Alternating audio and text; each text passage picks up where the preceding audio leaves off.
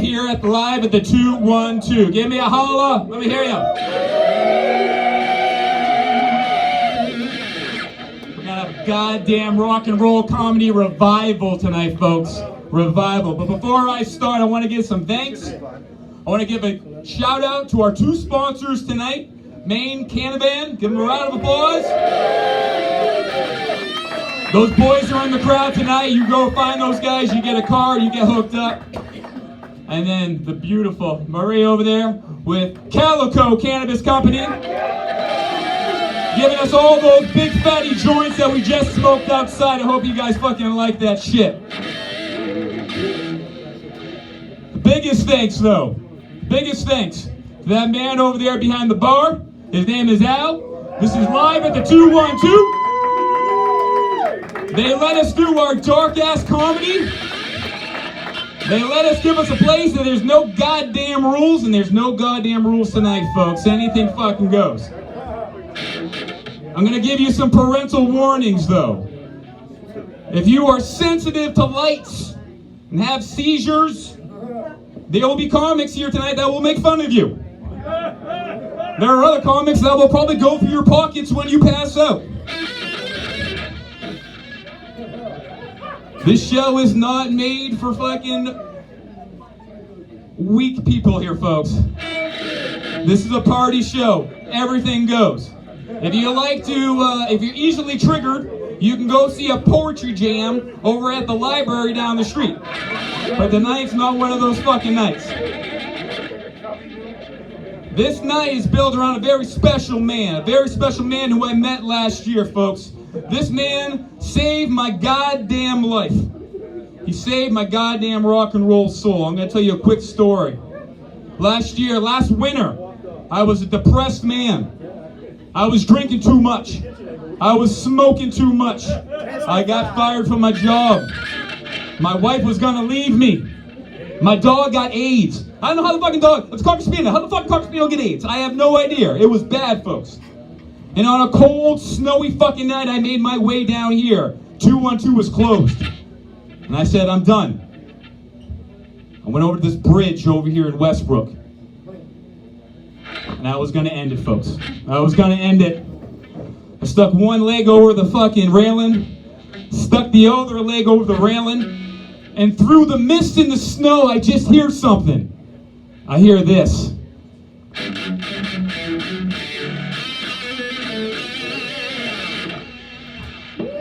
Give up for Rick fucking Marr, folks.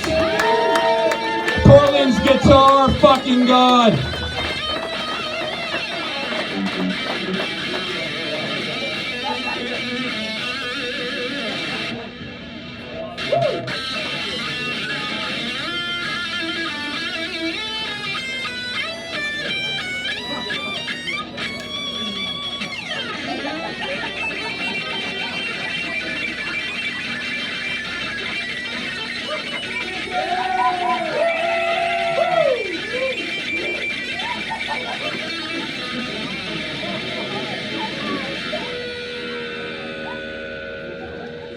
My first thought was, why is this guy playing guitar in the middle of the fucking night, the snowstorm? My second thought was, this man touched my fucking soul. I was mesmerized by the fucking sweet licks.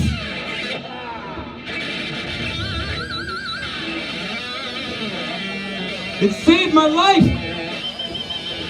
But I was so mesmerized, I fell off that fucking bridge, folks. I fell off that fucking bridge. But I landed on that big spinning ice disc out there in the fucking river, folks. I landed right fucking on it. I was dizzy as shit. That kept on spinning. But I was alive. But I was almost dead. And two spirits came to me to save my rock and roll soul that night, folks. And they're here tonight to judge these comics on their rock and roll soul. Are you ready, boys? You ready? If you follow the highway to hell, you'll see, hey! You follow the highway to hell, or you take the stairway to heaven. Our first celebrity judge tonight. Are you ready? Please give it up. Straight from Nazareth, Gay Jesus!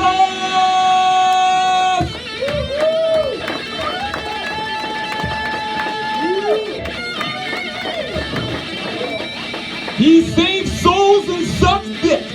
Gay Jesus! Say hi to the folks, Gay Jesus. Oh my God, I hope this isn't recorded, and if it is, don't post it on the internet. Oh! Gay Jesus is for the saints. But now it's time for the sinners, folks.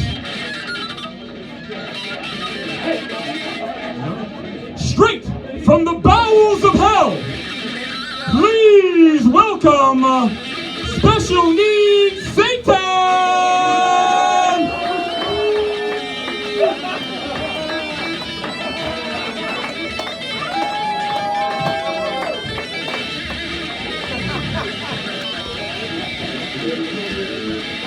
You gotta say in.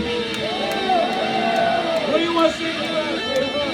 I've seen a better crowd than a whorehouse! Oh, Jesus Christ.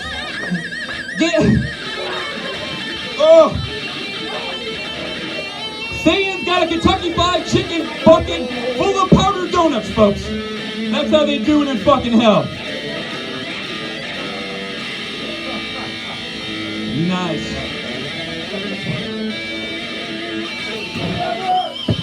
Folks, this is how this show's gonna work. I hope you're all nice and high, because the more fucked up you are, the more enjoyable this is gonna be. We're gonna have comics come on the stage throughout the entire night. Oh, it's our pizza guy. Our pizza guy. Come on, pizza guy. Come on stage. Yeah, on pizza.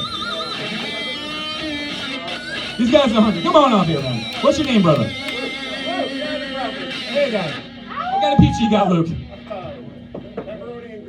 There we go. Right here, fucking. Thank you, thank you. He's Jesus probably should get that pizza for free. You know that shit, right? Who gets the funniest? Check his ID.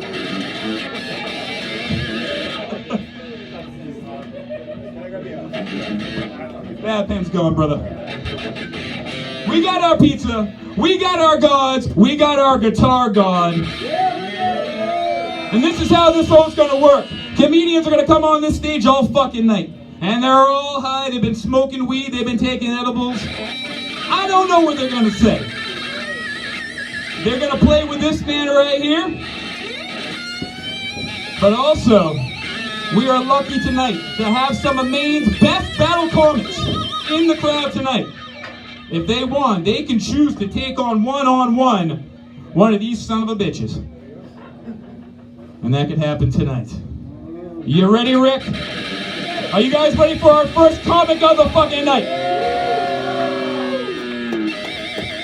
I call this man an AK-47 of comedy because the jokes keep on coming. Give it up for Kevin Ryan!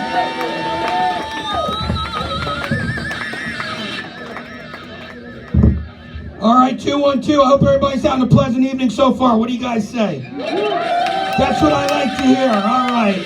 Go ahead and pay attention because I have some very important things to talk about tonight. First of all, I want to thank friends and loved ones in the audience for coming out tonight.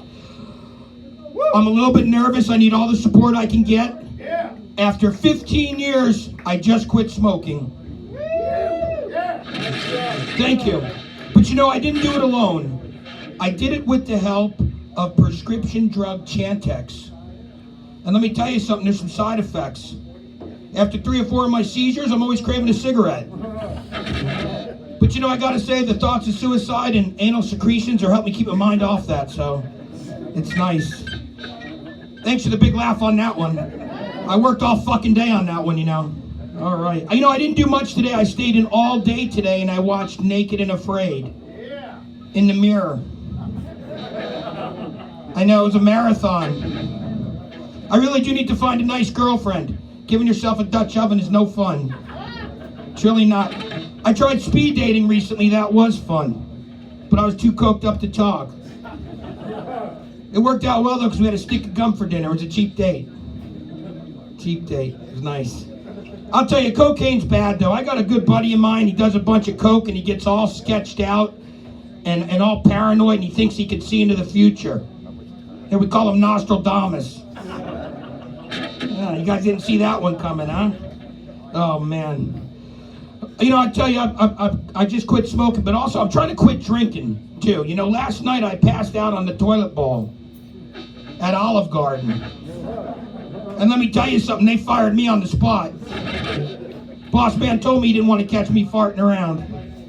But you know, I'm also trying to quit crying while I masturbate. No, if you ever seen me do it, it's a real tearjerker. What else is going on? I'm glad to see fall's here. Looks like peak foliage. Summer's over. I'm going to say I had a rough summer. This summer I got lice.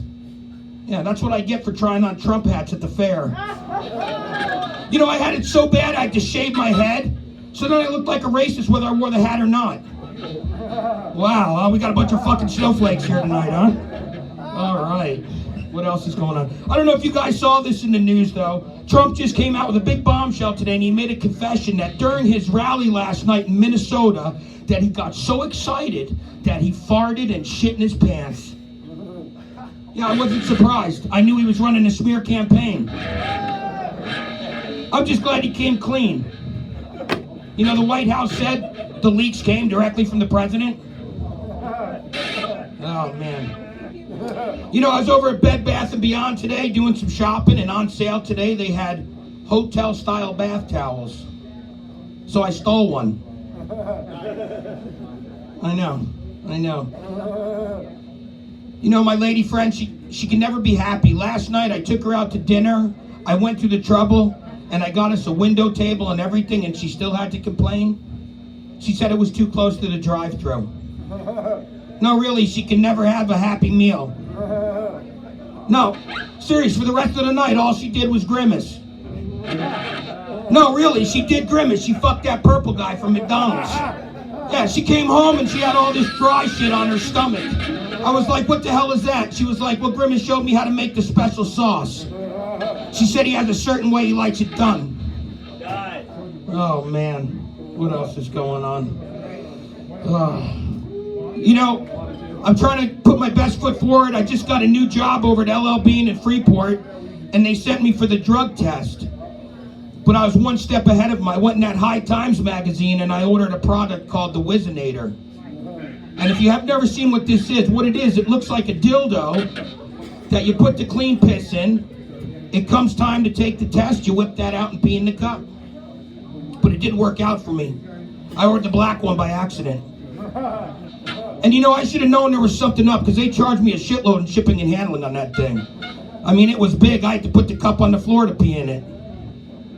And you know, they busted me big time. It was embarrassing. They escorted me off the property. They even gave me a trespassing warrant. I'll tell you, once I went black, I couldn't go back. Oh, man. And then I came home early from work and I found my lady friend playing with it too. And I was mad. I was like, if that's what you want, you can have that. I'm sleeping on the couch tonight. And it's been 5 days now and I'm still on the couch. No, really, I feel like I've totally been replaced by this thing. Today I was walking by the bedroom, I looked in, it was laying on the bed, it was wearing my Snuggie and my CPAP machine. Yeah, and you know, we pretty much called the quits over it. We pretty much broke up, and let me tell you, the breakup sex was amazing. Her sister really is a freak. Yeah, and she had some sex toys of her own. She wanted me to share a double-sided dildo with her. And I told her I would, but she had to take the last guy off at first. No, that was an awkward introduction. She was like, Kevin? Dad, Kevin? Oh, that's terrible. Talking about family for a minute, though. I went on Ancestry.com last night, and I clicked on the little leaf on my family tree, and it said that my great-great-great-grandmother lived right next door to the Wright brothers. And they both fucked her. No, it turns out she was the first and only member of the 30-Foot High Club. They actually named the cockpit after her. It turns out that was her nickname. And then I got my mom staying with me in town. It's her birthday. I got her some real nice bath salts. Yeah, she needs to get her shit together. And she was like, Kevy, have you seen my lotion? And I was like, yeah, Mom, I left it over there by my computer. No? Well, hear me out. I was attracted to it. It was that pink oil of Olay age rejuvenating lotion. And let me tell you something, that shit really works. I had to quit using it. I started growing my foreskin back. I know. I now have the penis of a 5-year-old. I was just at the doctor today and he diagnosed me with acute penis. I know, that was hard to swallow. Hey guys, I'm going to give it back to Billy Jack. Enjoy the rest of the show. Give it up for Calico Cannabis and the Canavan guys. All right. Kevin Ryan, everybody! Give a round of applause!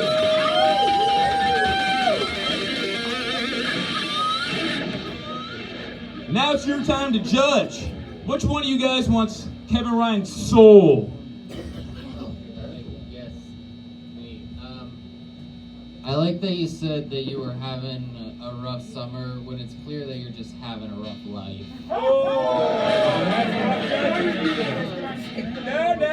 No, come on! In hell, while you're fucking crying and jerking off, vodka comes out of your tears. You get drunk and jack off all the time. That's some hard judging, folks. Kevin Ryan, everybody. Kevin Ryan.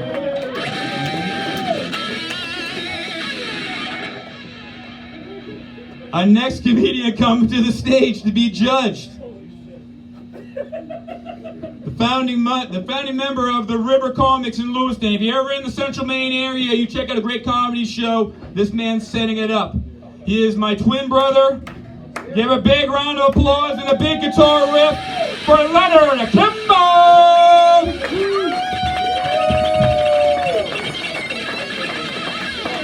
Oh, I think I hurt myself. I'm kind of old, sorry guys. Well, this is awesome. Like, Billy Jack's birthday. I'm like, my last birthday was fucking lame. I just had a steak. I didn't have like 80 people in a room telling jokes, having fun. This is awesome. Before I get too far into things, I want to make sure that people aren't necessarily judging me by what you might see up here. You know, in the current social environment nowadays, I just want people to be aware that the microphone adds 10 pounds. Oh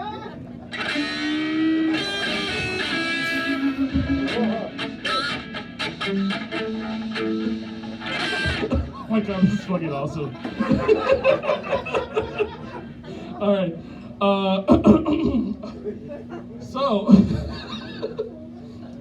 Yeah, you might have noticed I'm a little out of shape. Yeah, I get winded now and then. And now,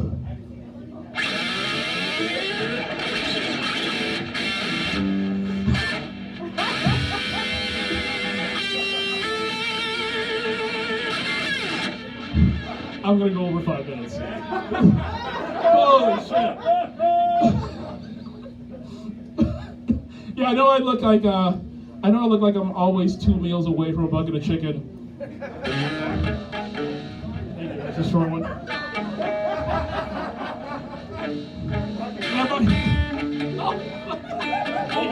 Oh, the donuts in here.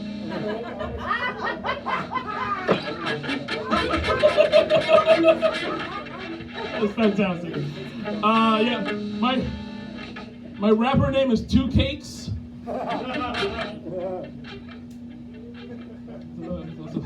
Okay, sorry. So I'm gonna lose half the crowd here.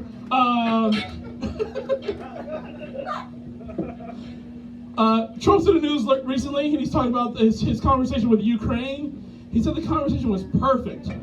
And I'm just thinking, like, he's not really using the word perfect, right? You don't talk about conversations being perfect. You know, baseball games, pitchers games can be perfect. You could have a round in Mortal Kombat, it can be perfect. Breasts can be perfect. Yeah. Hey man, how are you doing? Thank you, Angela. Inspired. So I don't know how good you guys are at representing your race. but I have to admit, I'm not very good at being black. I have a cousin, he has a PhD in African American studies. He got me a t-shirt. It says, "Dream like Martin, lead like Harriet, think like Malcolm," and I'm just praying that none of my white friends ask me who any of these people are.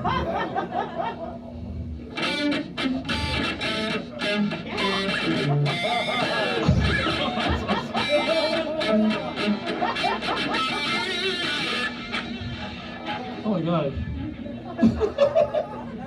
That was fantastic. So I found out this fall that a lot of my white friends count me as their one black friend. But joke's on them, all of my black friends count me as their one white friend.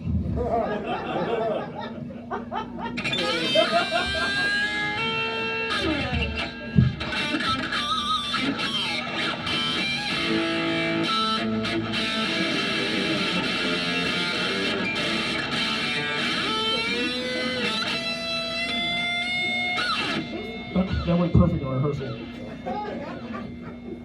I like honeydew melon instead of watermelon. God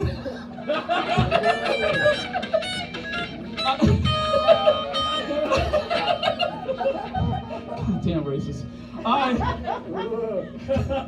I listen to Taylor Swift instead of Rihanna because hate is gonna hate. I have a boring, regular-sized 9.5-inch penis like the rest of you guys.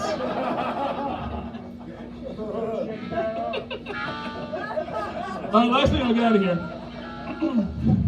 Up in Auburn, I got a couple of friends who are on the Auburn police force. Back in my hometown in Chicago, I have a couple of uncles who are firefighters. Great guys. I just have a tremendous amount of respect for first responders. You know, the brave, inspiring work they do, it's amazing. Can we just quickly give it up for first responders? Yeah, come on. You know, the thing is, no one ever talks about the second responders. You know, I just think we need to give them a little bit of... Sorry, oh wait. I just think we need to give them a little bit of love also. You know, like, someone just occasionally just throw out a, "Hey man, nice sheet."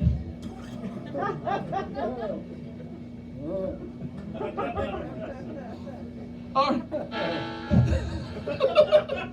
"Hey, you zip that bag up like a real pro." With a little bit of style, a little bit of flourish at the end, that's awesome.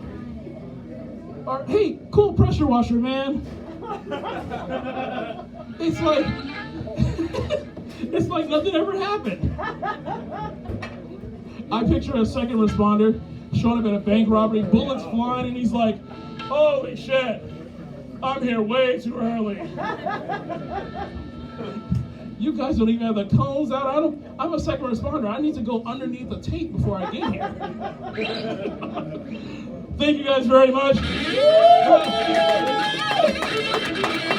I gotta put this down. Good job.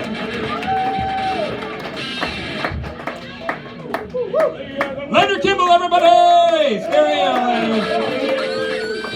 Dev, I'll let you go first this time. What do you think about Leonard Kimball? Well, all right. Down in hell, we only got Martin Luther King Jr. and Malcolm X. Oh no! And you got all the petty fried chicken and fat bitches, white bitches, you all in this. Oh no, devil! That's horrible. Jesus, can you beat that? I don't want to, first of all.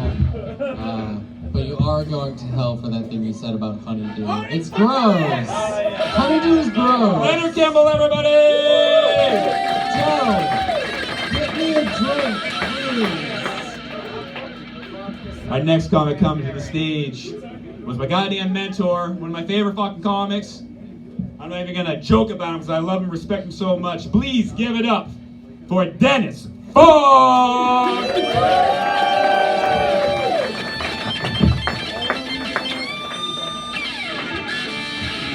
Wow! Hey folks, how are ya? First off, thank you very much for being here.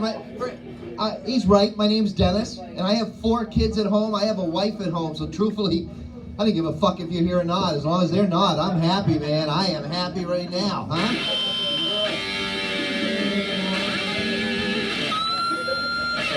And I like to think that everybody else can hear that sound, because if not, then I'm fucking having another one of those seizures. And I've been told that if the lights start to flash and I hear this sound, then automatically it's okay. I need to take my medicine and slap a fat man right in the stomach, because that's just the way I roll. Like I said, I have 4 kids at home. I've been married forever. My wife and I are that type of family that when one of us goes, the other one's going to go right after. Sort of like a murder-suicide. And I think with murder-suicide, it's very important to get it in the right order. Now then, huh? Because it would suck to go, hey, shut up, bitch, you're next, right? Because you got to get that in the right order. I live in Portland. Anybody else here live in Portland? Yeah? Portland's a nice city, fuck yeah. But I've also noticed that once it gets dark, it's fucking creepy. Once it gets dark, you understand why Stephen King writes about us. Because it gets bad. If it wasn't for the glow in the Buxton on the meth labs, fucking it would get really bad, it really would. I've also noticed the more north I go, the better looking I am comparatively. By the time I get up near Augusta, I have teeth, I have hair, I'm fucking Brad Pitt, man. I'm rocking it up there.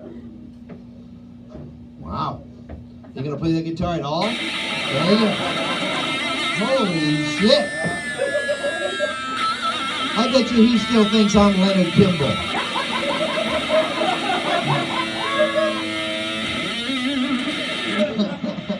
I get in trouble for shit that ain't my fault, like when they put a new sporting goods store near the mall, and it's called Dick's. It ain't my fault. But they have a big sign out there, used to say, coming soon, Dick's. I'm like, yeah. I can't wait to have half off on balls at Dick's, because I'm going to be fucking there and take my picture. Once again, fuck yeah. I love to go to Walmart drunk. Anybody else? Yeah. Nothing better than showing up like 2 minutes before they close, totally shit-faced. Da-da-da, da-da-da. See the guy at the front go, holy fuck, welcome to Walmart. Right? And I love Walmart because of the diversity in Walmart, and anybody can help anybody, and everybody can get a job, and everybody deserves to get a job at Walmart, and I'm good with that. But I had to buy a furniture in a box. Anybody ever having to buy furniture in a box? Big fucking box, large box, flat box, big box. Right on the box it says, Team Lift. I'm like, okay. So I'm standing there and Carol from Walmart goes, hey, I'm going to call Josh over for the Team Lift. Don't try to pick that up yourself. I'm like, all right, let's do this, Carol. Fuck yeah, calls Josh.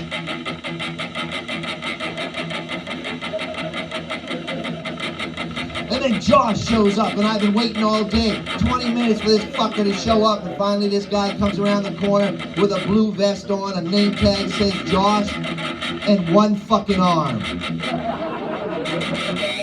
I'm like, really, Josh? This is Team Lift, not 2.5 fucking people.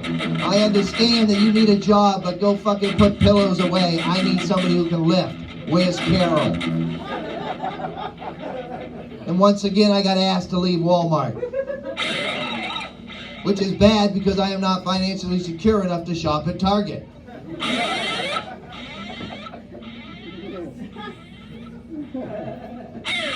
There it is.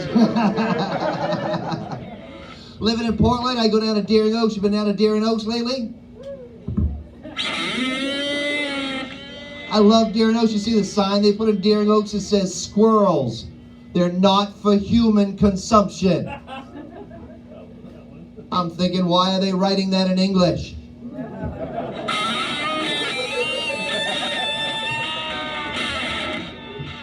And if it's going to be English, why is it not that Southern English? Like, y'all don't eat this shit, huh?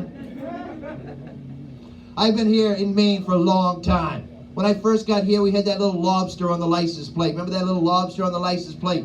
Alienated everybody because it didn't represent our whole state. Like up north, they wanted trees or lumber because that would represent their area.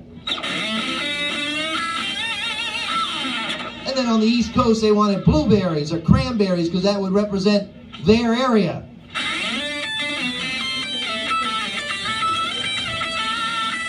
Then in Lewiston, they won the food stamps and the Somalis because that would represent their area. But you gotta love those people in Lewiston because every year they have that big balloon festival in Lewiston. So it is amazing what they'll do to get out of that fucking town. Huh? That was good. I don't give a fuck what you say. That's a funny joke. May not be politically correct, but then again, when I was younger, PC meant protective custody. And it's pretty cool now that we can all get together and smoke weed together without hiding in a corner. I think that's pretty cool. And the whole trick in Maine is to now grow your own weed. And if you're gonna grow your own weed, you have to have a cool name. Because you just can't call it Dennis's weed. Nobody's gonna fucking buy Dennis's weed. You gotta have a cool fucking name. I'm going with Afghanian divorce. Because nobody gets stoned like an unfaithful Afghanian, is what I'm trying to tell you. Well, thank you very much for listening to me. I've had a great time. It's here for the rocker.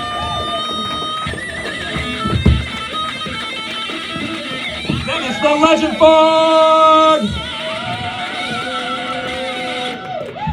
It's time to judge your rock and roll soul. Jesus?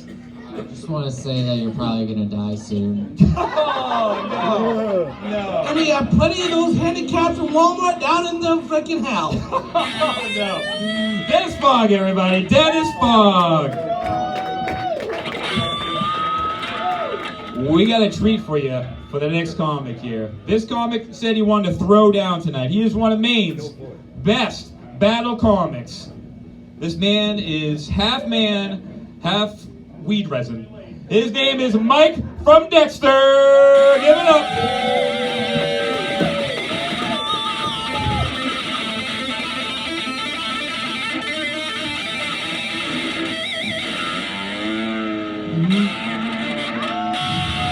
Mike from Dexter, I'm going to let you call out which one of these deities you want to fight.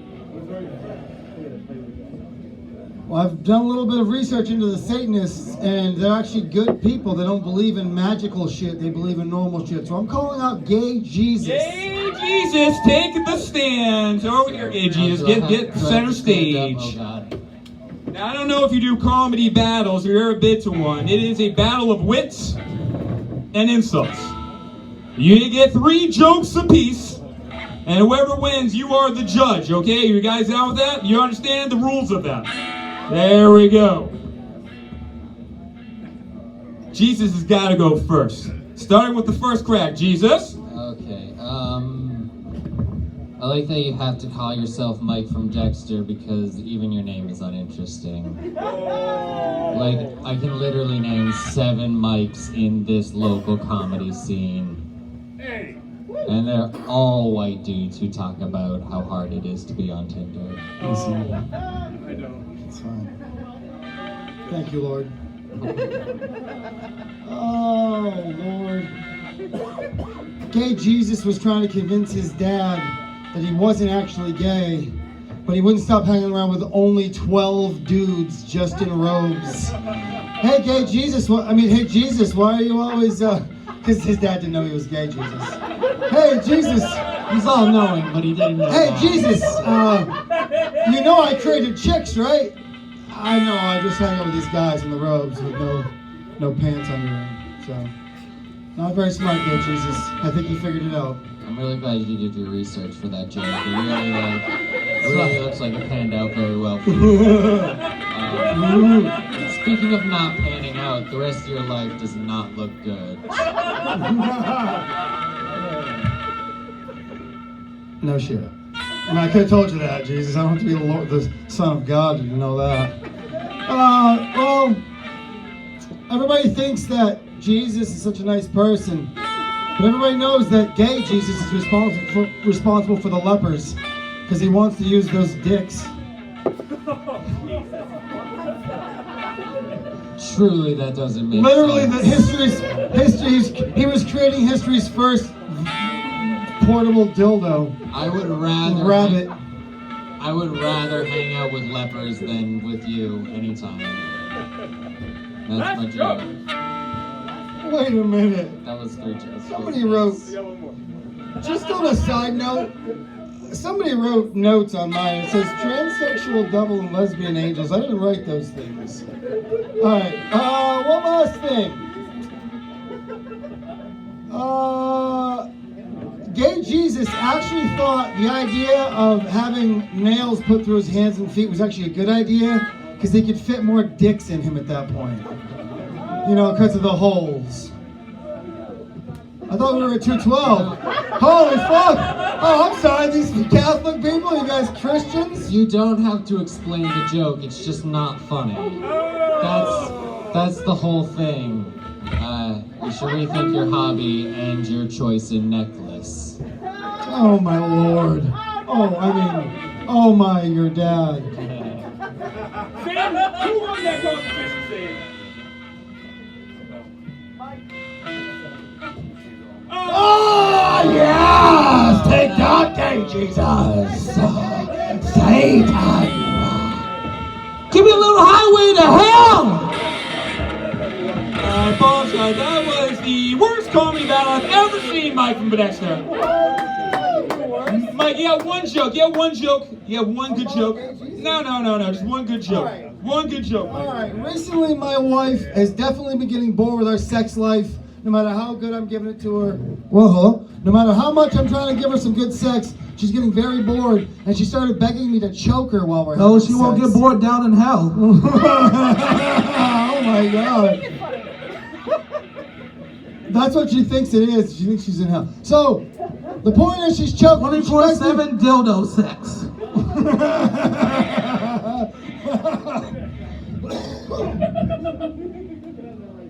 She's not being kinky though. She just doesn't want to be awake for the whole thing. All right. I'll kill her before I fuck her down there. Give it up for Mike from Dexter, everybody. Oh, squeeze it, Mike. Squeeze it. Squeeze it. Okay, that's enough. That's what she said. I think Jesus won that round. I don't know. I don't know what the devil's fucking talking about on that one. Thank you, Jesus.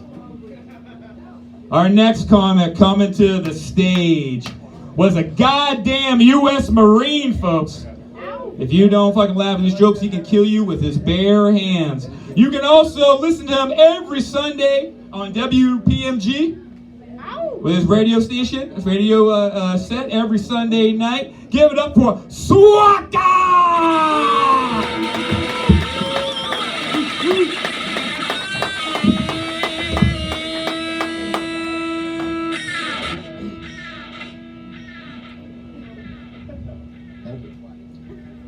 So how is everybody? How's the party going so far? Can you hear me all the way back there? Yeah? Can you hear me all the way back there? Maybe I talk like this. Hold on. Let me put it like this. Can you hear me all the way back there? That is much better. Alright. Maybe if I put it close to my mouth like that, it's good. Come on, don't get any better ideas. Fuck you, idiots. I have. What? Well. I think I like it that the season is changing a little bit now. It's getting colder because you know what do you call it? The leaf falling, fall, whatever it is now going. Because I'm allergic to that stuff. I always get the flu and shit. Start coughing, nose running. Do you guys get that? No? Yeah. So I get that shit, man. But at work, you know, we just pass it around. That's what we do. We pass it around from, like, you know, our co-workers and shit like that. And a co-worker gonna tell me, he's like, man, you got me sick. I'm like, well, fuck, I didn't get you sick. I'm just a human being. How do I get people sick? Right? I'm not a virus. Virus gets you sick. Is that it? So I told him, I'm like, man, I'm not a virus. There you go. So I can't make you sick. If I was a virus, I wouldn't be working there for $10 job. You know what I'm talking about? I wouldn't be working for $10. I'll be actually in the White House. You understand that? Oh yeah, fucking with the president. Why would I be working for $10 job just fucking with my co-workers and shit? That won't be a good virus, is it? Because as a retarded virus, the virus don't know what the fuck they're doing in life. That's what it is, you know what I mean? Anyway, well, we're talking about virus still. Obviously, we don't even know what the fuck virus coming from, right? Why do I need to swear anyways? We don't know where a virus is coming from anyways, as humans actually, right? Yeah, because like, even AIDS virus, we don't know where they're coming from. Some people are saying where they're coming from. Where do AIDS coming from? Without talking about sex itself. Where AIDS coming from? People are talking about coming from monkeys. Like fucking monkeys, right? Obviously they're talking about Africa. Is that what it is? Yeah, so what do you guys think? Maybe I don't know what the fuck is going on? I hear all this shit. You think I don't have no ears? I hear. That coming from fucking monkeys. Like somebody's in Africa there is just bored of humans pussy and shit. You know what I'm talking about? It's like, hey man, hey, let's go to get some monkey pussy out of the bushes and shit. You know, fuck these women, man. Just they talk and shit. Do you guys know how uneasy it is to get monkey pussy?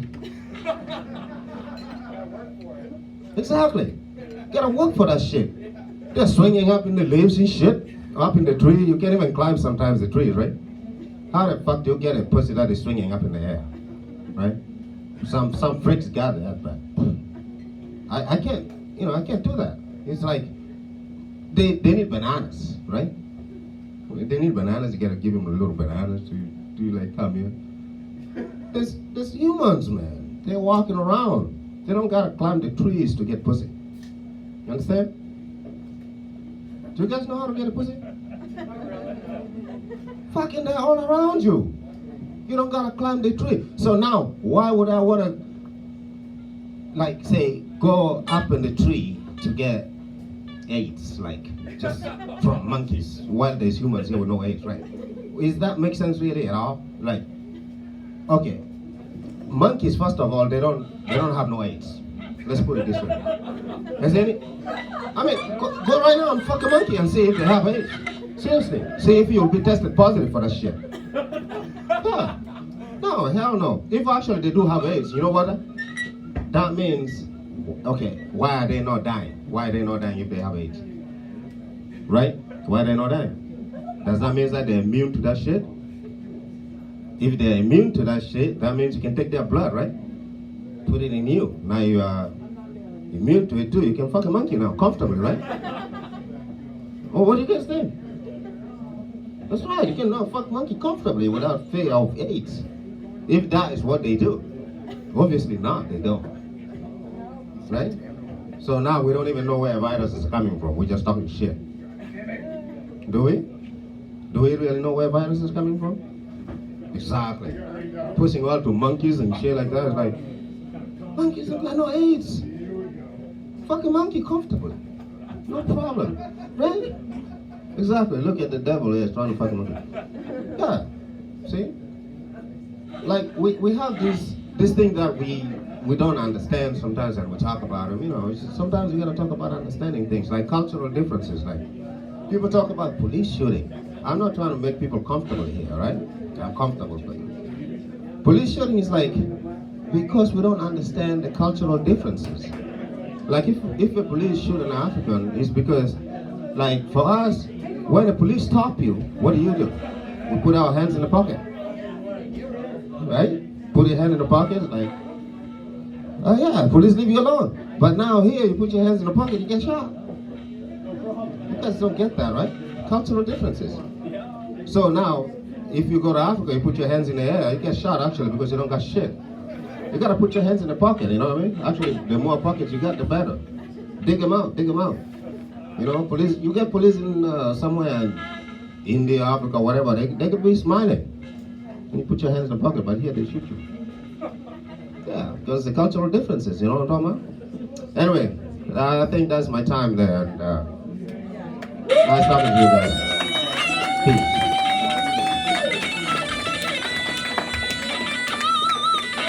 James fucking Swaka, everybody! Don't go too far, Swaka. You haven't been judged yet. Oh, God. Sayin, what do you think about Swaka? God damn, if you want to have that monkey sex that bad, we have that 24/7 down in hell. Oh, man. Monkey loving. Oh yeah, monkey loving all the time down in hell, man. Join the party. It's gonna be so hard to top that. Just please replace your blood with monkey blood. Just do it. Just do it. See what happens. Replace your blood with monkey blood, and just see what happens. Yes. I don't know. Monkey AIDS, folks. James Swalk, everybody. Everybody that has AIDS is down in hell right now. I think it's time for a sweet Rick Marr guitar solo.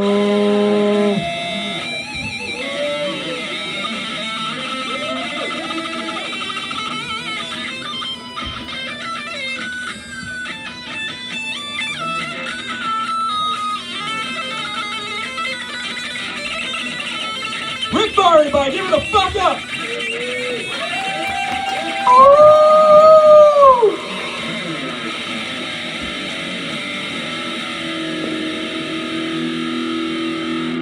I also want to give big love to Joe Ellis, our roadie tonight. Also, our smoke machine.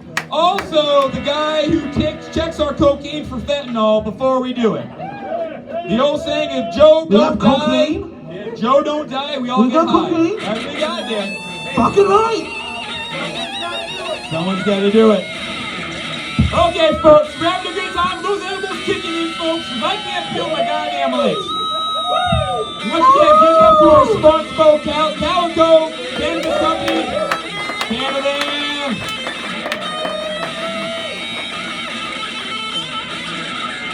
Our next comic coming to the stage. This man looks like he escaped from fucking Hogwarts. Please give it up for Ben Chadwick!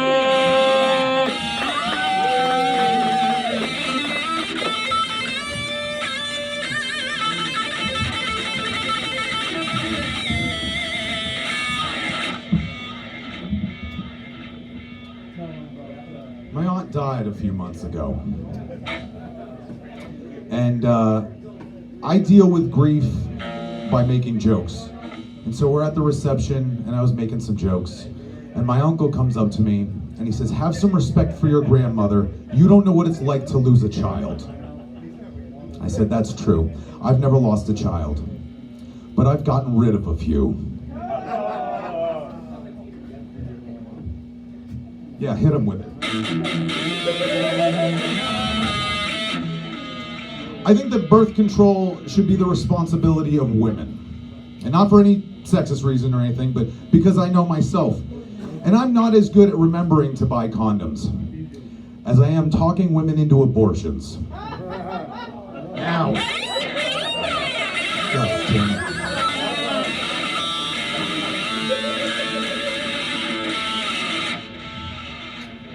So I'm walking my girlfriend into the abortion clinic.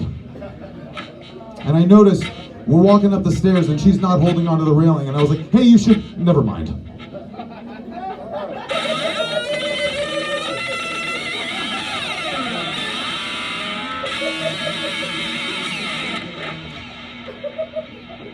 I was watching a true crime murder show. And they had this kid, he'd been missing for like 10 years. And the police gave up on the investigation. And they interviewed the mom, and the mom said, the police may have stopped looking for my son, but I never stopped looking. And I was like, yeah, it's been 10 years. The cops have shit to do.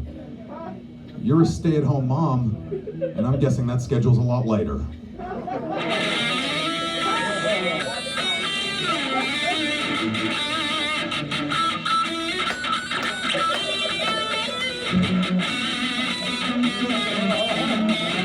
Christ, a little lick. God damn it, I want to tell the jokes again. I'm not saying that this woman shouldn't be looking for her child. That's not what I'm trying to say. I'm just saying that it's a lot more interesting trying to solve a missing persons case than a crossword puzzle.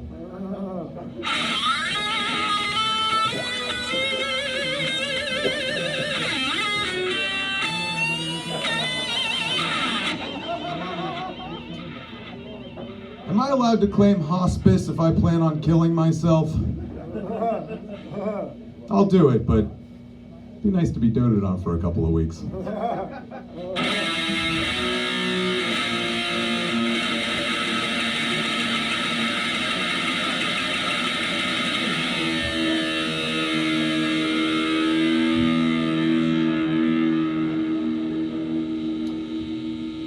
talk to somebody and they mention someone they know who died, and then you mention someone you know who died, and then it becomes a game of who knows the most dead people?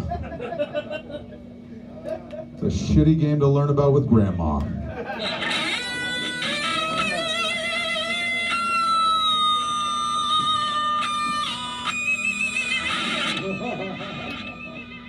I think it's weird that Christians have so many problems with homosexuality, given how closely homosexuals live by the golden rule. Love thy neighbor as thyself.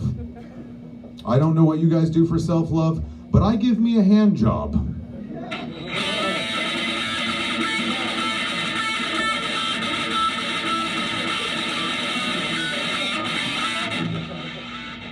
Christ almighty. I'm an amateur sandwich artist. I'm just like those people at Subway, but I'm not a fucking sellout. It's fine. It'll take more than $10.50 to get me to sell out. I feel bad for those people. They don't make a lot of money, and so then they have to eat a lot of Subway. And at first, it's really great. You lose a lot of weight, but after a while, you become a pedophile.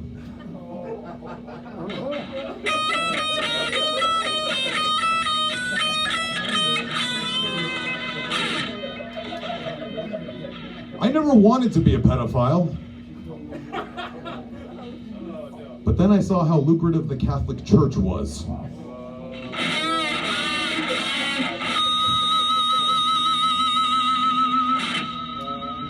As an atheist, I think the Catholic Church deserves a lot of credit. They've caused a whole generation to believe there is no God.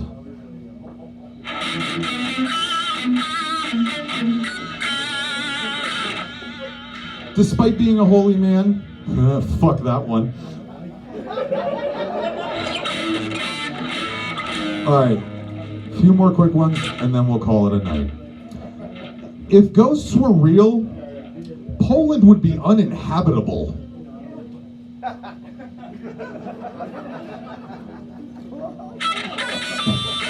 You weren't the only one that didn't hear the joke there. I don't think Hitler meant to burn so many Jews. I think he just couldn't get the recipe right.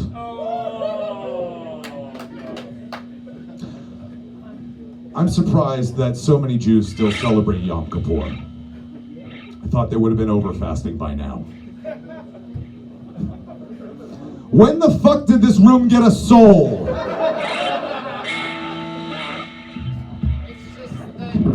You look, shut the fuck up. You look like you live off of devil's food cake and hate speech. And you look like you ran away from home after your dad had the God Hates Fags people over for dinner. Thanks guys, I'm Ben Chadwick. Fuck that shit. Oh, hold on, Betty. You gotta get judged here. Yeah, this might. Oh yeah.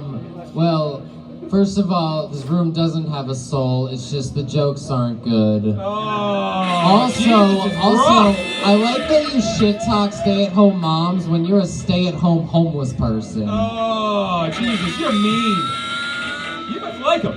Well, come on down! Oh, Jesus. Ben Chadwick, everybody!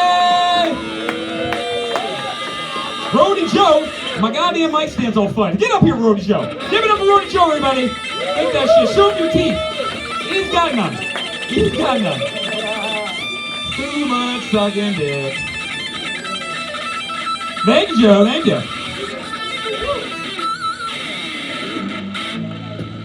You guys having a good time? Having a good time? Jesus? I truly feel like I'm in hell. I know. The next comic coming to the stage was the first comic that was ever like nice to me.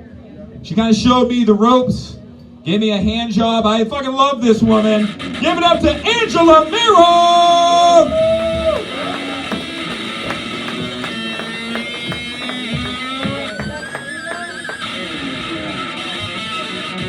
He told me that this afternoon. I think he was just like making up. I think he was just making that up so I wouldn't like yell at him for the bad sex we had. Like, I don't think that's true. At least I don't remember. But it's true that I do love comedy. I love comedy so much. However, I'm basing that on a few good experiences that I had a few years ago, just like sex. Comedy is an awful lot like sex. For example,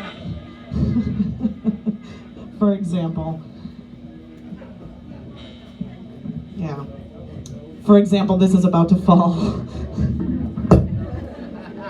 Joe. No, thank you. It's also like sex because I just bat them off. Just batting them off. They're doing it's an awful lot like sex because I threw them off so that I could do it right. Notice. It's an awful lot like sex because if this goes badly, you're gonna blame me and I'm gonna blame you. Like there's no way around that. Comedy is like sex because I give you my best 8 minutes and you barely even clap. It's fucking unfair. You know what, Angela? Nobody wants to hear you talk about sex.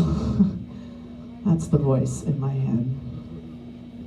Comedy is like sex because when my dog watches, she's very confused. Especially when I'm by myself. Comedy is like sex because it's mostly men doing it, but women do it better.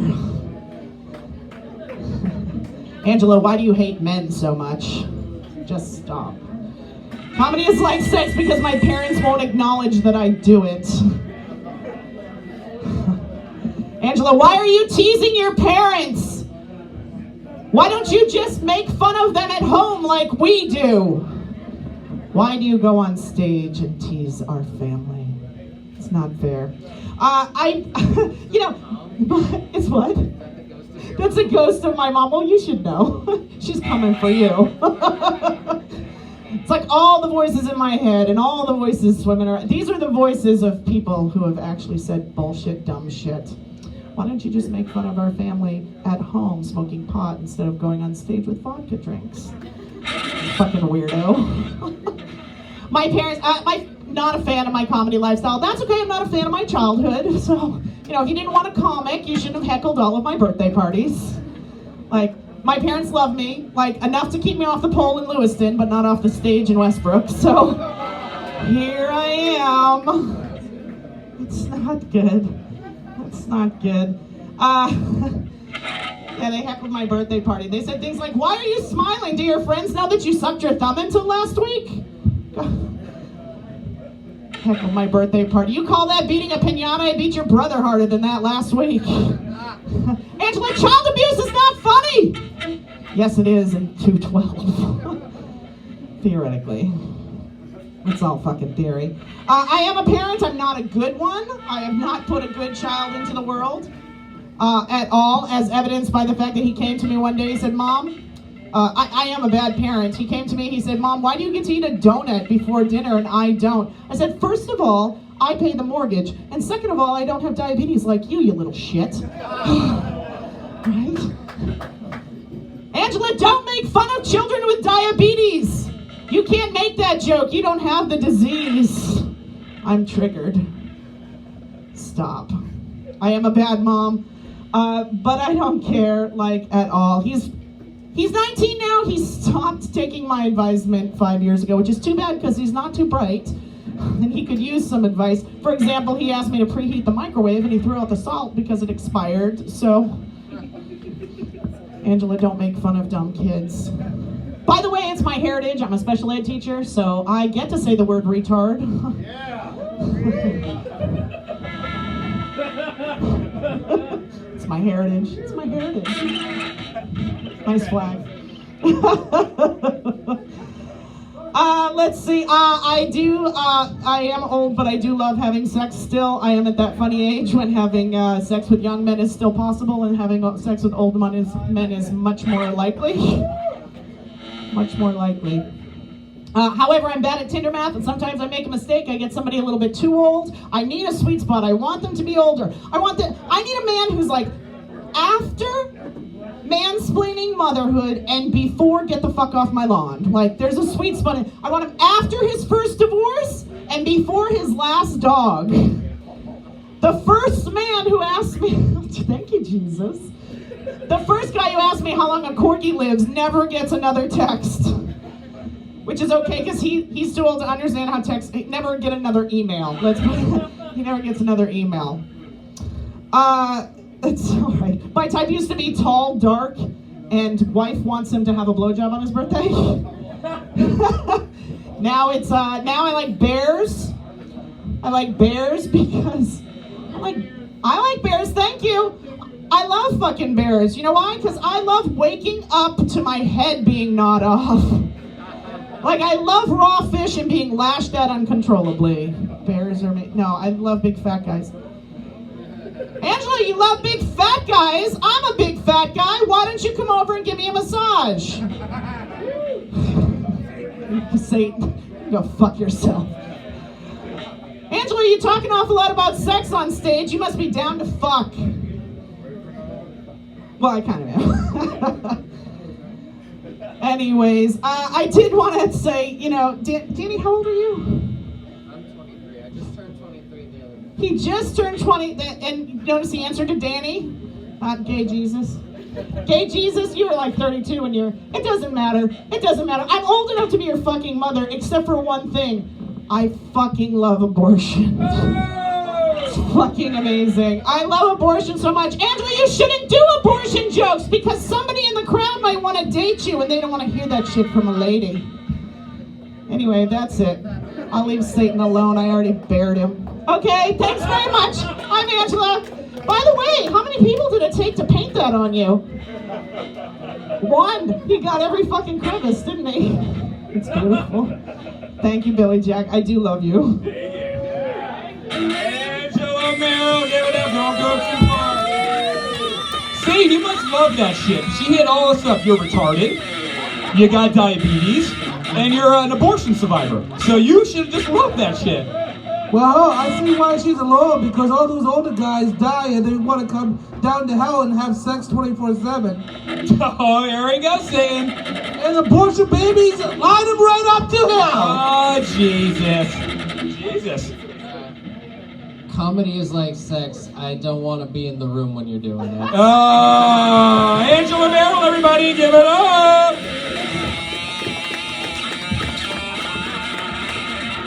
Let's keep on rolling here through the night, guys. Our next comedian came in second place in Maine State Best Comic earlier this summer. Yeah. He's my good friend. He's a little aggressive tonight. I need an aggressive fucking lick there, fucking. That's aggressive. Give it up for Mike New.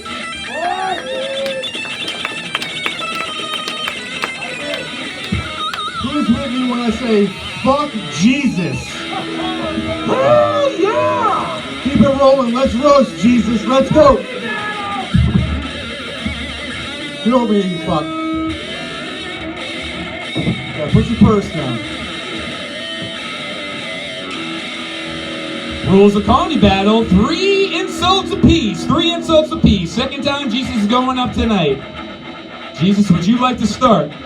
No, you can start. Mike Newts gets the first insult, folks. I know I came out pretty strong with the whole fuck Jesus thing. Now, I feel like you and I have a little bit in common. I feel like, shut up, devil. Shut up, Satan. I feel like you and I, Jesus, we have a little bit in common. For example, I grew up kind of thinking I was a little bit of a big deal. And my father wasn't really around.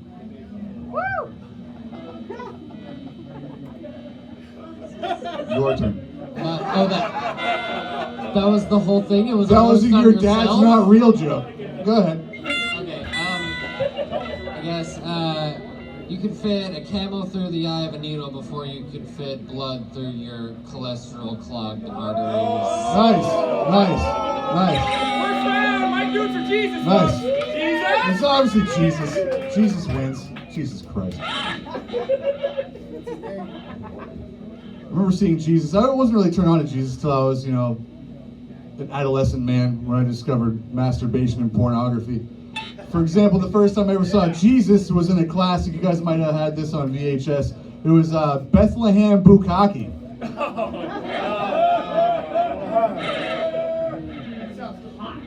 That's what I'm saying. Is that it? That's the whole thing? Your turn. You are not good at this, man. Honestly. Jesus never gets it. You were talking about sex or something. I don't know. I just know that your girlfriend screams my name when she fucks. Oh, that's a good one. That's not bad. Let him have it.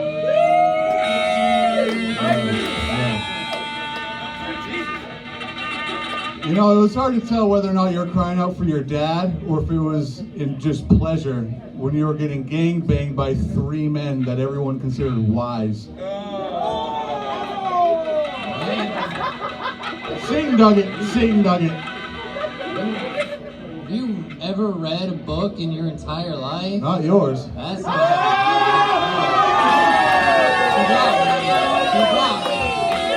Cool.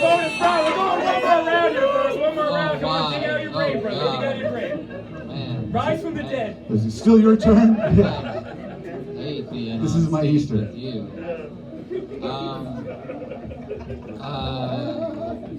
Dude, I don't know.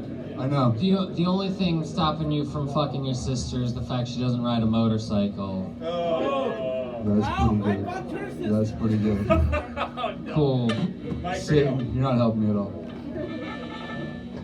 I'm just relieved to know that Jesus got Mary Magdalene sloppy seconds after I was done with it.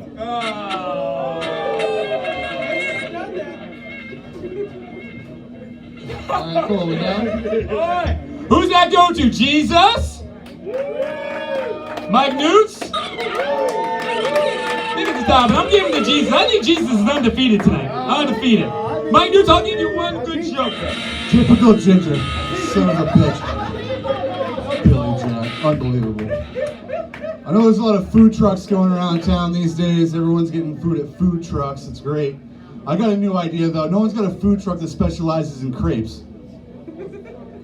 Right? Nobody. So I'm gonna get myself an unmarked van, cut out the wall of it, and just call it Crepe Van. It's great. I'll rape you and put in that van. Shut up, Satan. You gave me the idea already. Stop hogging all the glory. So we got a variety of sizes. We got like the large. We call it the gang crepe. It's fantastic. We have a medium. Yeah. Shut up, Satan. Voice in my head. And we got like a medium size. It's good for like a date. You know, we call that date crepe. It's fantastic. We even got ourselves a children's menu. We call that statutory crepe. And my name is Mike Newts. Thank you guys all for coming out to Studio 12. Thank you, Mike Newts.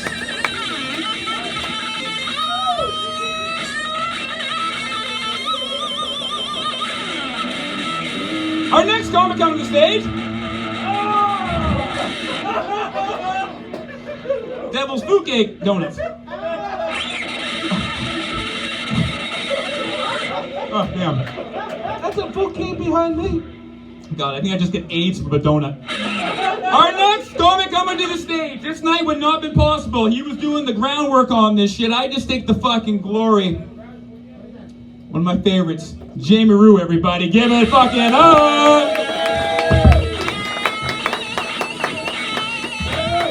Thank you.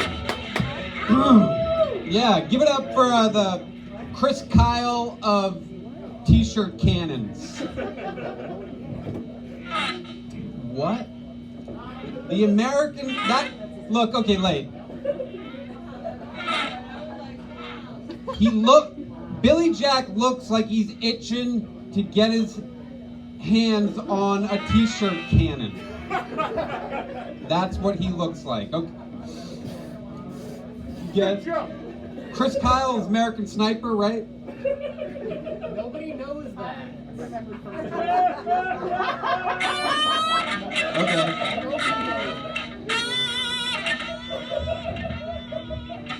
Joe Ellis. Give it up for the Fog Machine.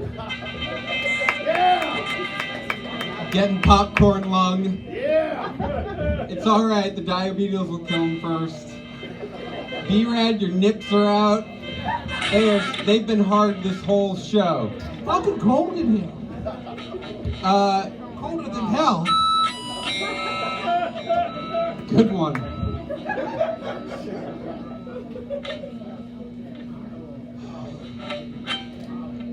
Shredder Rick. Open. Wait, no.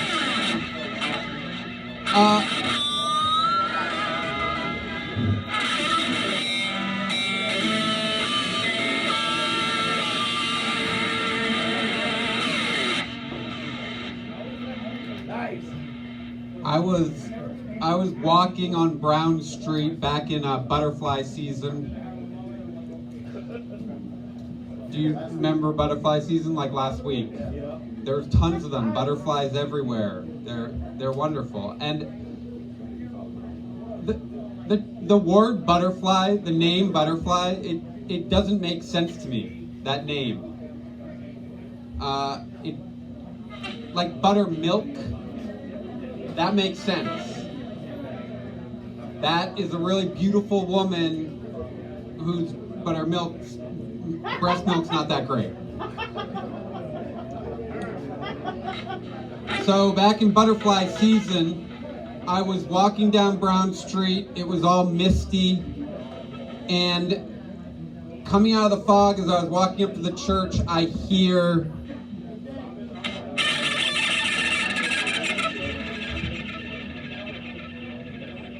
Rick Marr.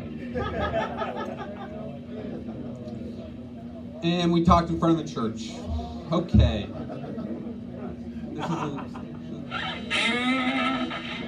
Rick is also a metal detective. Yeah. Rick, I either see him with a guitar or I see him with a metal detector. So metal. We need a mic on that.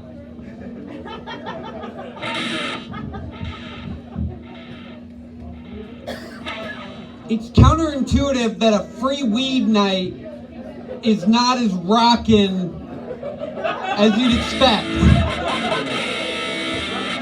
There's a lot of people milling about thinking, no one's stingy. You need weed? I got weed. There's weed. Check my pockets. Check all my... Okay, 212, look, are you guys all having fun? Good. Give it up for Calico. You guys the Calico guys? Who's the Calico guy? There you are. There's the shirts. Thank you so much for this free weed. I really appreciate it. You know what? The other great thing about the sponsor is that Al doesn't have to pay anybody. Al, you must be psyched. I'm pumped about that. Al's almost as excited about that as when Trump got elected.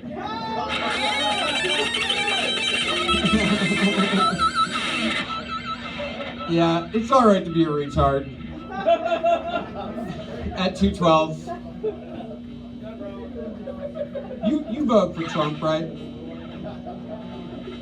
You did vote for Trump. B-Rad, you voted for Trump. Okay.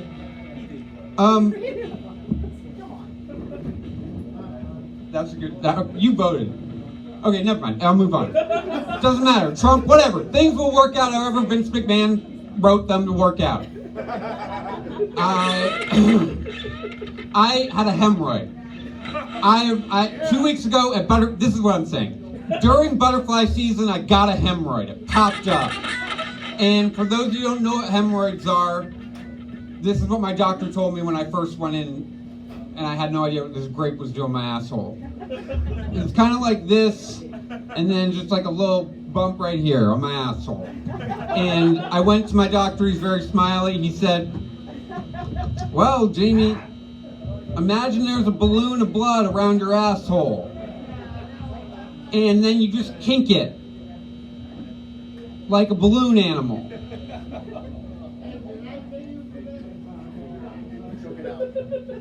And I said, so I have a balloon animal in my asshole. And I went home and I pampered it. I took a lot of baths. I stopped drinking coffee and alcohol. I got some Preparation H, which is like $6. I got the Preparation H generic brand, which is $6. There's Preparation H Maximum, which is $25. I have no idea what that is, but I'm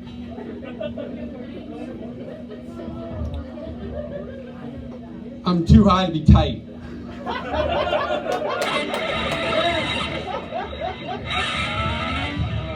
I pampered it, and what I'm trying to say is now, right here, right now, it's like Tom Brady's been playing around my asshole, because that hemorrhoid's deflated a little bit.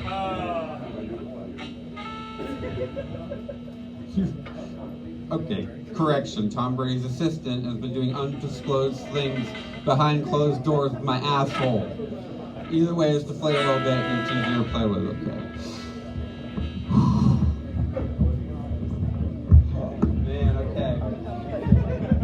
I'm just gonna move it along because I think that's what I should do.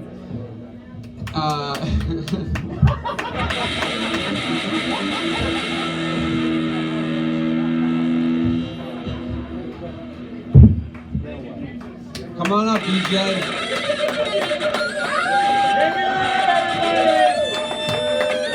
You can watch him and stunt double for the Joker.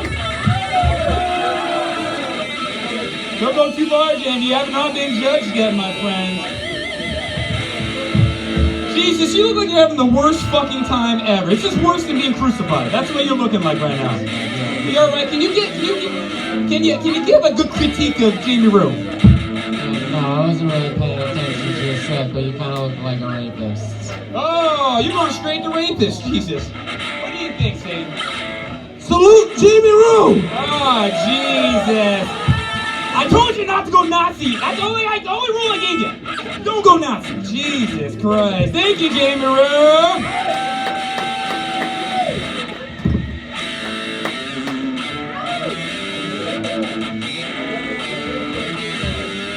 Keep on playing, Rick. Keep on playing. Play that fucking lick. Keep on going. Keep this crowd going. I gotta go get something.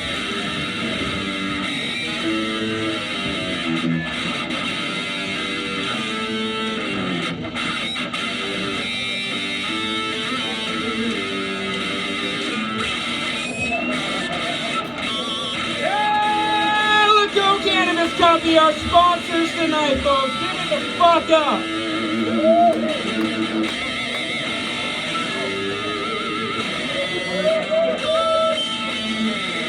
Running with the devil.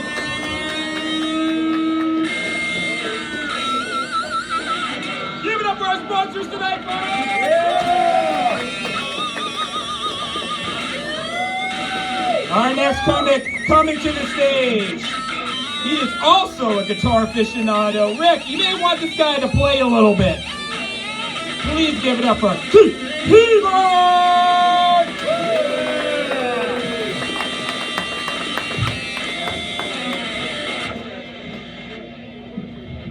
Can I rip a few licks?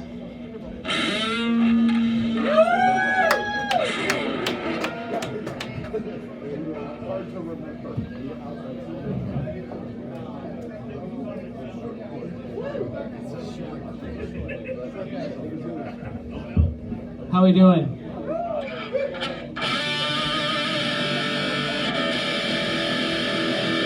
All right, we're doing comedy. Woo! Woo!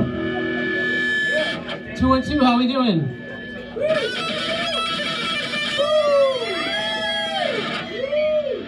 212. We're here. Yes. I like 212. It feels like we are all in a cool basement, but it's upstairs. Like someone was like, oh, let's like take the vibe of a basement and just move it up a level. Like we can do this. I like it.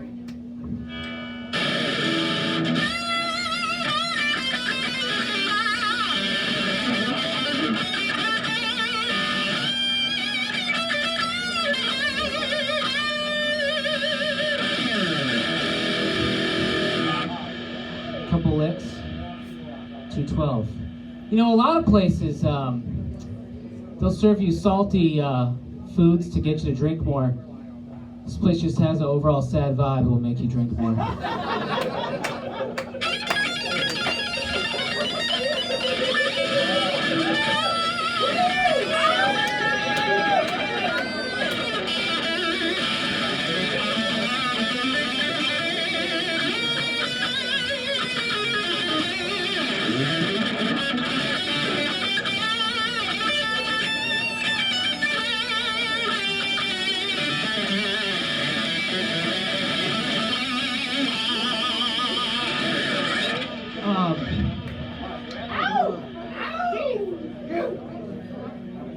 As you can tell, I'm kind of a bad boy. I don't have any tattoos, but I have a nighttime face scrub that I use in the mornings. So that's pretty sweet, I think. I pee with the seat down because I sit down and pee. It's pretty good. It's pretty good. It's a nice place to be in general. Sitting in the dark, peeing alone, it's good. I'm kind of small. Have an average sized penis on me. It looks pretty big.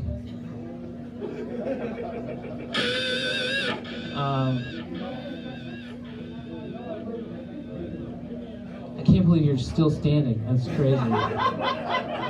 I figured your legs would have given out by now. That's what she said. Is that what she said? Okay, all right. Oh, 24/7. That's how we doing in hell. Hell yeah.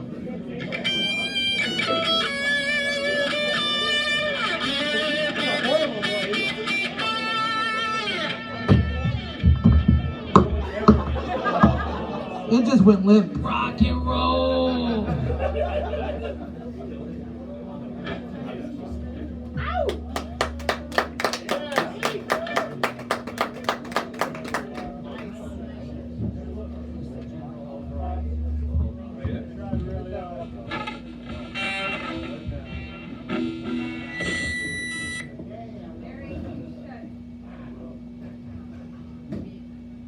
How are you doing?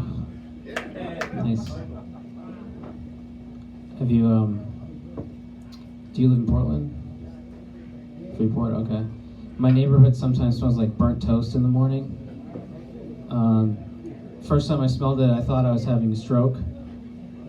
Has anyone ever smelled burnt toast out of the blue? You have a stroke. Where? Strokes, right? Yeah. That's what I thought. It scared me. I didn't stroke out, though I'm here. I'm still here. You know what's weird?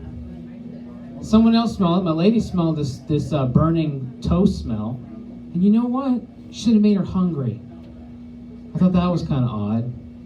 But then I wanted to know what this burning toast smell was. So I did a little research, and come to find out, there is a crematorium that is in my neighborhood.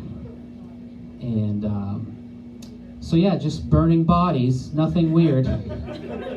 Nothing out of the ordinary there. I mean, they do a better job at the bean factory covering up the smell of beans than they do at the old crematorium. Why is my how do you sell a place in that neighborhood? You just the real estate agent? Yeah, okay. Okay, there's a really nice place to get drinks down the road. The closest mailbox is one street over, and if you smell toast in the morning, it's just the crematorium. There's bodies burning. Don't worry about it. You're gonna be fine. I feel like the only I think the strangest part is that the smell of burning bodies makes my lady hungry.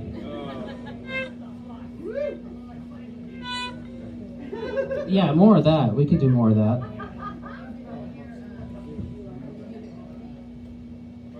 Yeah, I think that's good, man. I feel good. I think that was great. Take this donut. Take this donut. Take this donut. Lift it right onto here. Oh, Jesus. Look at it. Oh, it holds it, dude. It fucking holds that shit. Look at that shit. Jesus, what do you think about that? What do you think about that shit, Jesus? Holy fuck. Keith Ebert, everybody!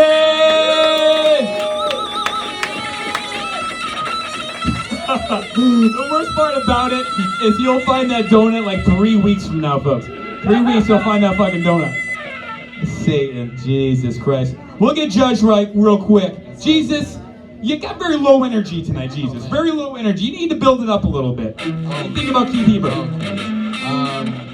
Keith Ebert, it was great seeing you play guitar because it was fun seeing you be competent at something for once. Oh, Jesus Christ.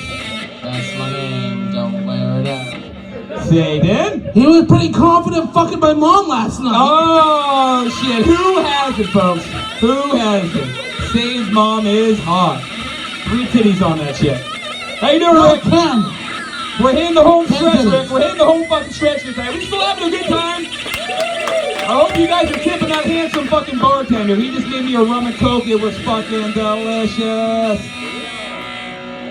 The next comic coming up the stage is a goddamn legend. I met him 4 years ago in this fucking bar. I saw him, keep that lid going.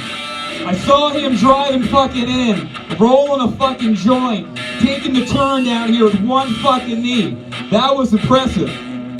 But then I saw him parallel park his car, no hands, rolling a fucking joint. Give it up for Maine fucking comedy legend, Big fucking Bob!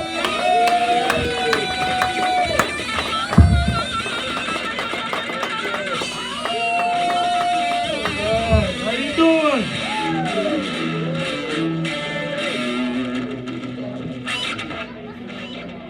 Oh look, somebody put a beard on Leah's beard.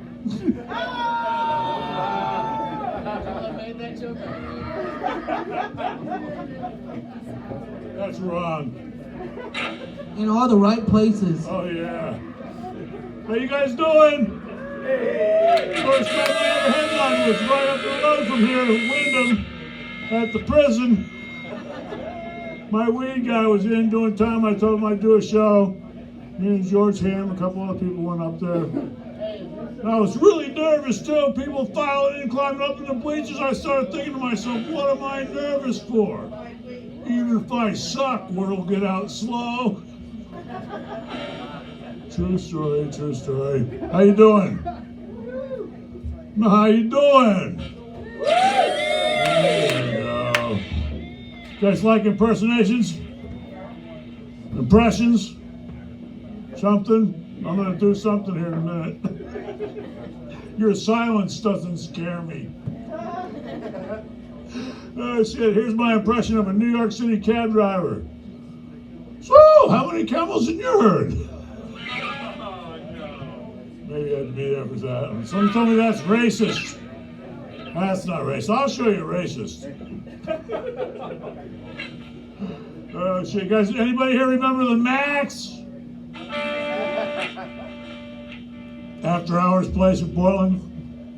The Gerber gang don't remember the Max. Didn't even open till 11 o'clock at night. You had to bring your own booze. I'm standing in line with Bob Bull, who's like my height, but he's 2 of me. Arctic survival specialist for the Special Forces. Instructor. Anyway, he weighs like 400 pounds. We're standing there drunk. The girl next to me is drunk. She could be a model. Her boyfriend's got like an Armani suit on. Me and the girl are bantering back and forth. And finally her boyfriend says, that's enough of the Neanderthal, pal.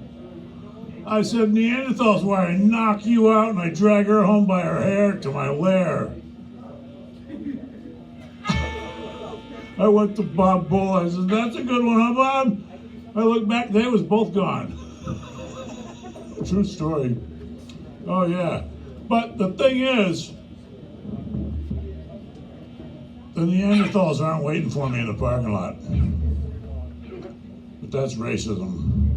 Picking on a knee. You know why you drag them by the hair? Because if you drag them by the ankles, they fill up with sand. I went there. Oh, shit. So how you doing? Anybody been to New York City? Yeah, I went there. I took a bunch of friends of mine up the Empire State Building. You go in the elevator's about as big as this bar. And they wouldn't let me touch any buttons. 107 floors. You ain't touching no buttons. They got a guy running the elevator. I walk in and go, hey man, how you doing? He goes, no, how you doing? I said, hey, forget about it. He said, you do that better than we do. Everybody goes, that's Joey Tribbiani from Friends, right? No, that's Ricky Corielli from Hoboken. He's a friend of mine. True story. But you know, you start doing that Italian accent, and the girls get you unwrapped. They want you to have that Italian salami, sausage, whatever. I'm Irish. My last name's Clancy. I got the Irish curse, too. Good thing I'm bigger than average or I'd be in trouble. Like I said, your silence doesn't scare me. Iron working. I used to be an iron worker. Everybody working? Everybody got a job? I hope so. You hope so. You know what an iron worker does, right? Hope he don't fall. Yeah, puts up the skeletons for buildings. You tell he's an iron worker, he'll refer to the third grade as my senior year. But yeah. Anybody smoke crack? Well, I'm the only one? That's bullshit. You can tell you've been smoking too much crack. You think the car in front of you is following you? That's first-hand knowledge, people. I did my share of crack. Probably did some of your share, too. But, yeah.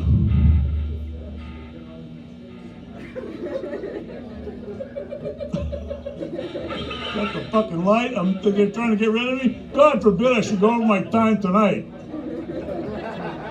Fuck yeah, where am I? Westbrook, Maine? Thriving metropolis. At least it don't stink anymore.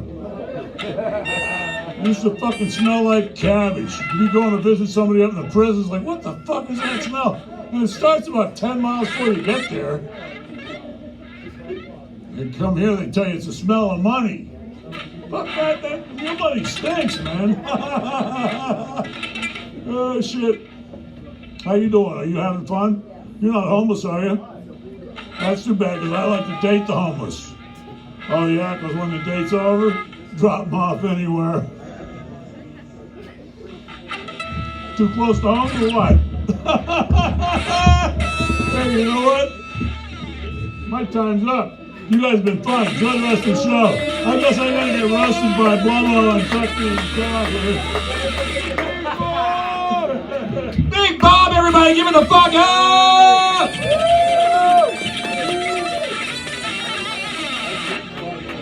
Jesus. Oh man, I like that you have your name written on your shirt. Is your name written on your shirt? Is that just like... Oh, nice. Is that in case you forget it? Because you're old as fuck. You know? Old as fuck. You'll be heading to hell soon.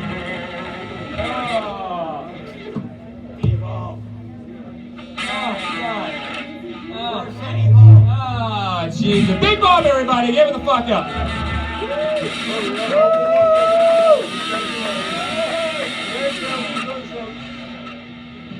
Our next comic coming up to the stage. Where did everybody go? You guys can make your way back up front. You guys can always do that shit. Did this scare you? Are you scared of this? This it horrifies me, folks. It horrifies me. Our next comic coming up the stage. You can see him. He runs a show at the Empire every third Thursday called Ignorance. Give it up for the great Gabriel Moore.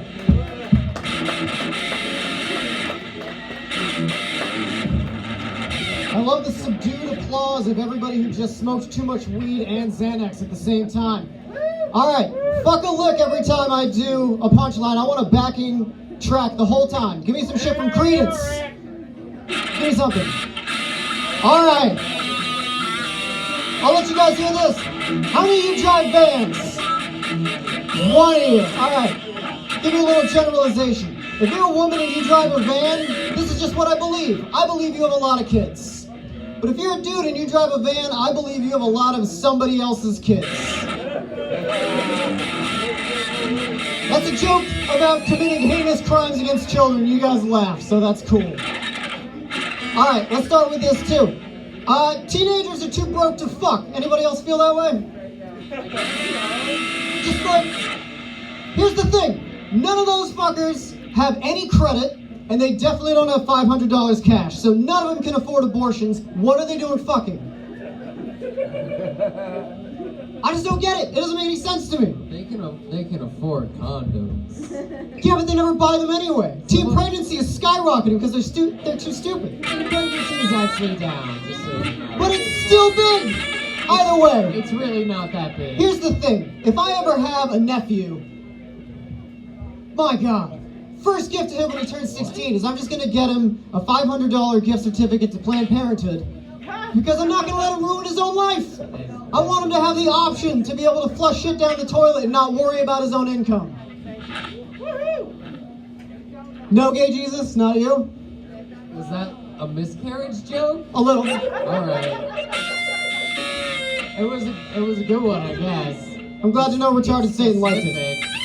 Either way, you guys look like some Motley Crue fans.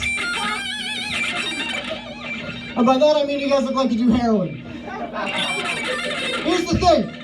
I listened to an interview with Nikki Sixx, and by that I mean I deciphered an interview with Nikki Sixx. That motherfucker said that he does $1,000 a day in heroin in his prime. There is no fucking way he does $1,000 a day in heroin. It's so cheap. Here's the thing. There's two options here. Either Nikki Sixx is a huge philanthropist with heroin and all of his friends. He just buys it, just gives it out to everybody. Because you guys want to have a bad time? You go take a nap. You go take a nap. Everybody's going to boot up. You're going to fall asleep. Or the more likely option, that motherfucker got so rich and famous, he just forgot how much heroin costs. And he just went to one of his fucking roadie buddies with no teeth, throwing vape shit on the stage and shit like, here's $1,000, man. Go buy some fucking heroin. And they just went, do you want me to buy all the heroin? And he was like, I don't give a shit, just buy some heroin. And threw it at him. And that motherfucker pocketed $994, bought $6 worth of heroin, and 12 people had a fucking party. And by that I mean they all took naps. That's so ridiculous. That's like if I got famous doing this somehow and then just forgot what McDonald's cost. It was just like, Billy Jack, go buy us some fucking McDonald's, and threw him $1,000. And he was just like, all right, man. And he came back with 1,000 hamburgers. And then we had to figure out what we were going to do with the other 995 of them. Just going to parks, handing them out to kids, trying to convince people not to put us on a list because there's no way we're not fucking those kids if we're handing out hamburgers. That's like exactly training for the police. They're just like, look for adults, handing out food to small children, and then there's us giving away overpriced hamburgers. Here's the thing. I'm done listening to the news in its entirety because I can't be driving at 7 in the morning and hear the headline, an astonishing number of mentally retarded people are being sexually assaulted all across the U.S. We'll talk about it more at 4 p.m. Fuck you, Jennifer Rooks. We're talking about it now. Suck my balls. I need to hear this shit. It's too early. I can't do that. Now I've got two options on my drive to work. Either I turn my ass around and I watch every movie with a mentally handicapped person just to see if I missed something. Or I go and I stew about it at work until eventually I have to go to HR because I blew up a Carol. Because no, Carol, I didn't do my fucking reports. I've been spending this whole time trying to figure out, did Jenny sexually assault Forrest Gump? I think she did. You remember that scene where she fucks him in his old house where his mom died? I remember that scene. He had fear behind his eyes. He did not love her like that. He loved her, but like a gentleman. And then she bounced. She didn't even leave a note. She wasn't like, hey, by the way, I've got hepatitis C. Good luck. Can't wait to dump my kid on you like it's I Am Sam. And then she just left. She left. She fucked him and then she left. She ghosted him. She was the first person to ghost somebody. And she did it to a mentally handicapped guy. It was cold as shit, man. And then he just spent the whole rest of the movie running away from his problems. Here's the thing, though. We give a lot of shit to Jenny. And by we, I mean me. But you can spend a lot of time talking to somebody from Alabama before you realize they're retarded. And on that note, I'm going to let Billy Jack come back. Give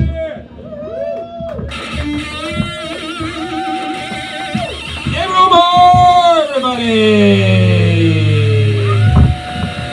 Jesus, you wish you were crucified at this point. I can tell already. How you feeling, Jesus? I'm feeling terrific. Feeling good. I'm feeling amazing. I got 4 combs left. I need you to slam them all hard. All right.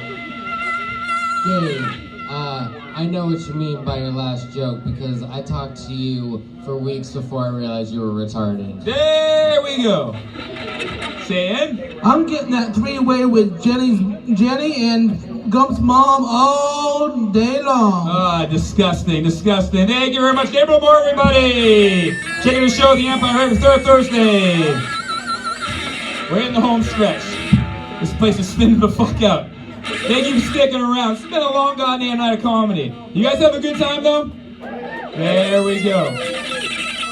The next comic off the stage. I have no idea. He just came from a small little car outside. Please welcome Westbrook's own Dave Westcott.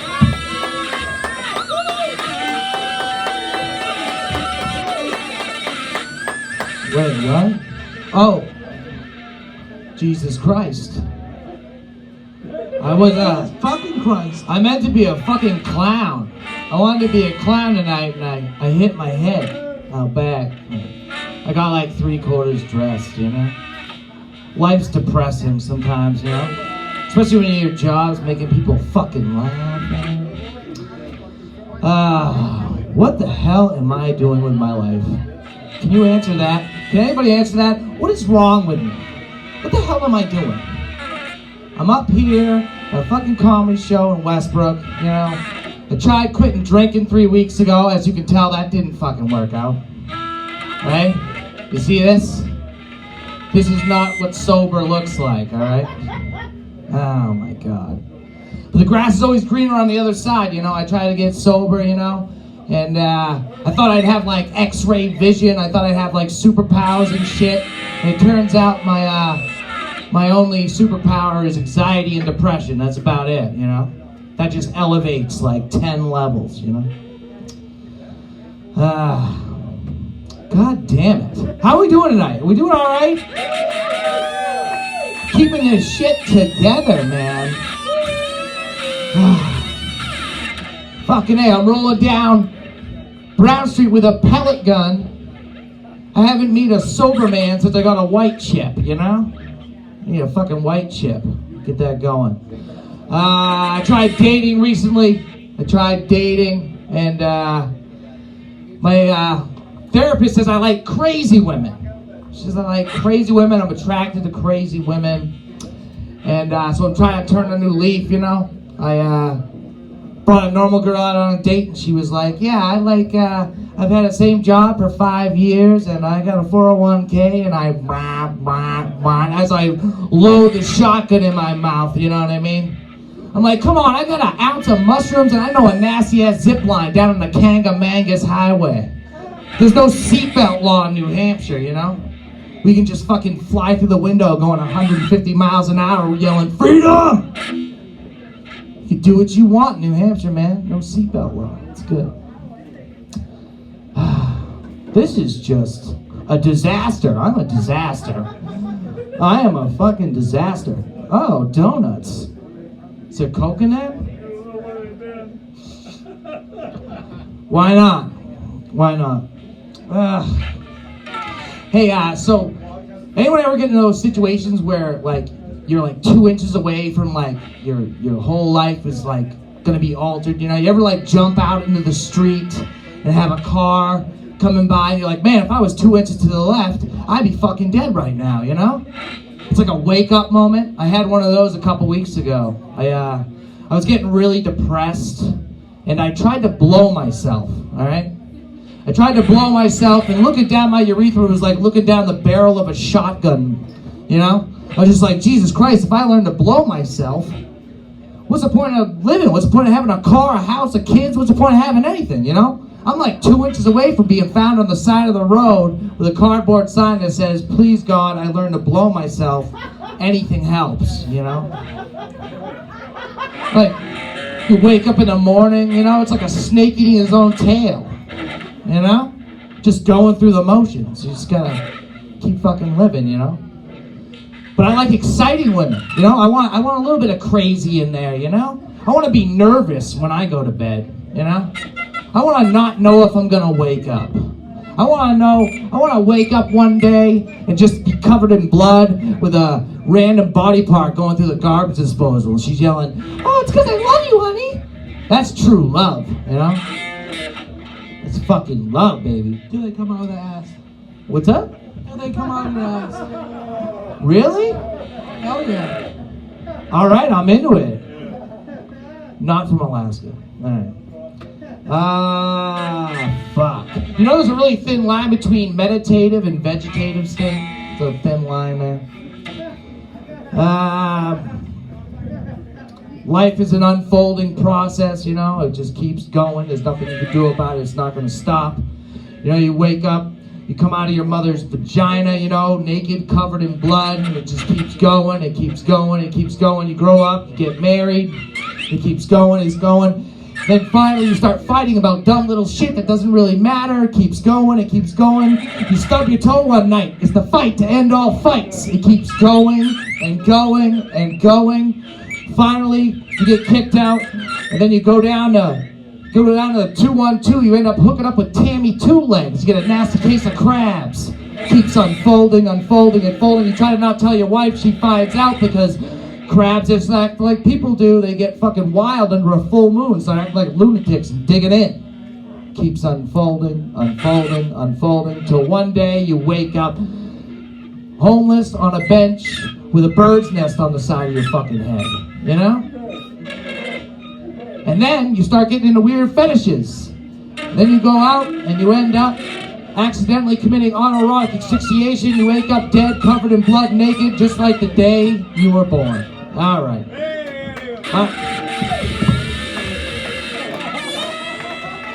Hey, Westcott, everybody! Give it the fuck up. Dave, I don't know if they can roast you because B-Rad's ball sack is hanging out of his fucking costume right now. B-Rad, put the ball sack back into the costume. This has been a long fucking night, folks. B-Rad has never stood so fucking long. Thank you so much. Give it up for fucking B-Rad and Danny Jordan here for fucking helping out. Give it up for that shit. Hey, Wasco, we're not even gonna roast you because you look like you got a head wound. Get the fuck out of here. Okay, we need some energy. Listen, I'm looking around the room. It's mostly all comics. Give it up for some energy here. Rick Marr. Rick Marr. I need something special for you, Rick. Rick. This comic coming up is a country boy. You got like a country lick for him? Broken string. That's kind of like country. Well, he's gonna get that shit for you. The next comic is one of my best fucking friends in the comedy scene. He's from Leeds, Maine. Does anyone know what Leeds, Maine is? Yeah. There we go. We got a lot of rednecks in the fucking group here. How many cows have you tipped in your life, fucking Mike from Dexter? How many cows have you fucked in your life? Not enough. Yes, not enough. There we go, B-Rad. Jesus, goddamn. Whew. Okay. The next comic coming up the stage. We're here in the home stretch, folks. One of my best friends in the comedy scene, the sweetest, fucking, nicest, nastiest motherfucker you'll ever meet. Give it up for Ben Roberts. Hey Ben, I know you want to join me. Hey Ben, I know you want to join me. Thank you, Take Billy that Jack. shirt off. Take that shirt off. Take it off.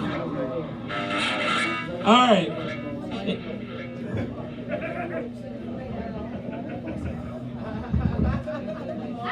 There we go! Yeah! All right, there you go. There you go, B-Rad. Satan, that's your name, right? Satan's tail looks like it spent more time in his asshole than out of it. Yeah, Satan. Even Satan does self-checks for prostate cancer, folks. Turn around, Satan. Can you turn around for me, Satan? Satan's ass and backside look like a boxing drunk elephant. Turn around again, Satan.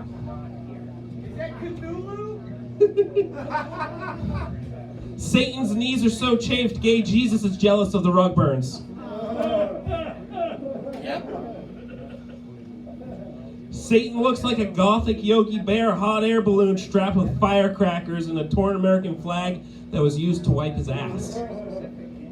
That's a lot. Very specific, sorry. All right, anyways, gotta keep going on this stuff. I love you.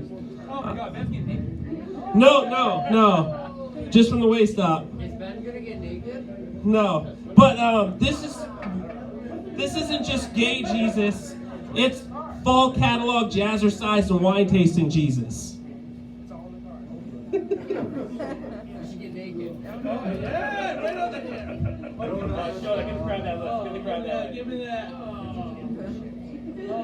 This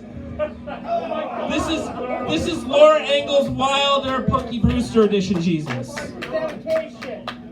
All right, so anyways, enough with the people looking like, except for Joe Ellis looks like a gay diabetic Joker from Batman. Jamie sees it. All right, so yeah, I'm from the exciting town of Leeds, Maine. Yeah, it's that fucking exciting. Put it this way, the Augusta Walmart, Farmington Walmart, and Auburn Walmarts are all a half hour from my house. It's like Leeds, Maine is the epicenter for the people of Walmart Central Maine edition. I wouldn't be surprised if half the people of Leeds, Maine have been on a milk carton or two in their day.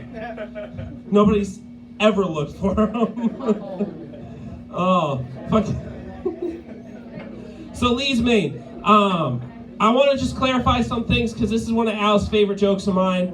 I want to take care of the stereotype that people from Maine, Leeds, Maine, like to fuck sheep wearing bog boots. There ain't enough sheep to go around, all right? Oh, so anyways, I'm gonna go a little dark right now because why not? I'm recently single. Not my choice, but because my wife's dead. Fucking cancer's a cunt-ass whore. I'm glad nobody had a problem with me saying fuck there. Oh, it's beautiful. Jesus and Billy Jack are getting high. Let's give it up for our sponsors. Yeah! Calico Cannabis and Canavan. Woo! So, anyways, like I said, I'm recently single, and I asked my cousin Benny what I should do to be single, because he's a single dude. He's like, go on the Tinder, bro. You know, it's smash or pass. I'm like, smash or pass? What the hell is this all about? He's like, yeah, it was like, you know, you swipe left, and then it's a pass, and you swipe right, and it's a smash. I'm like, how many smashes you got there, Hulk?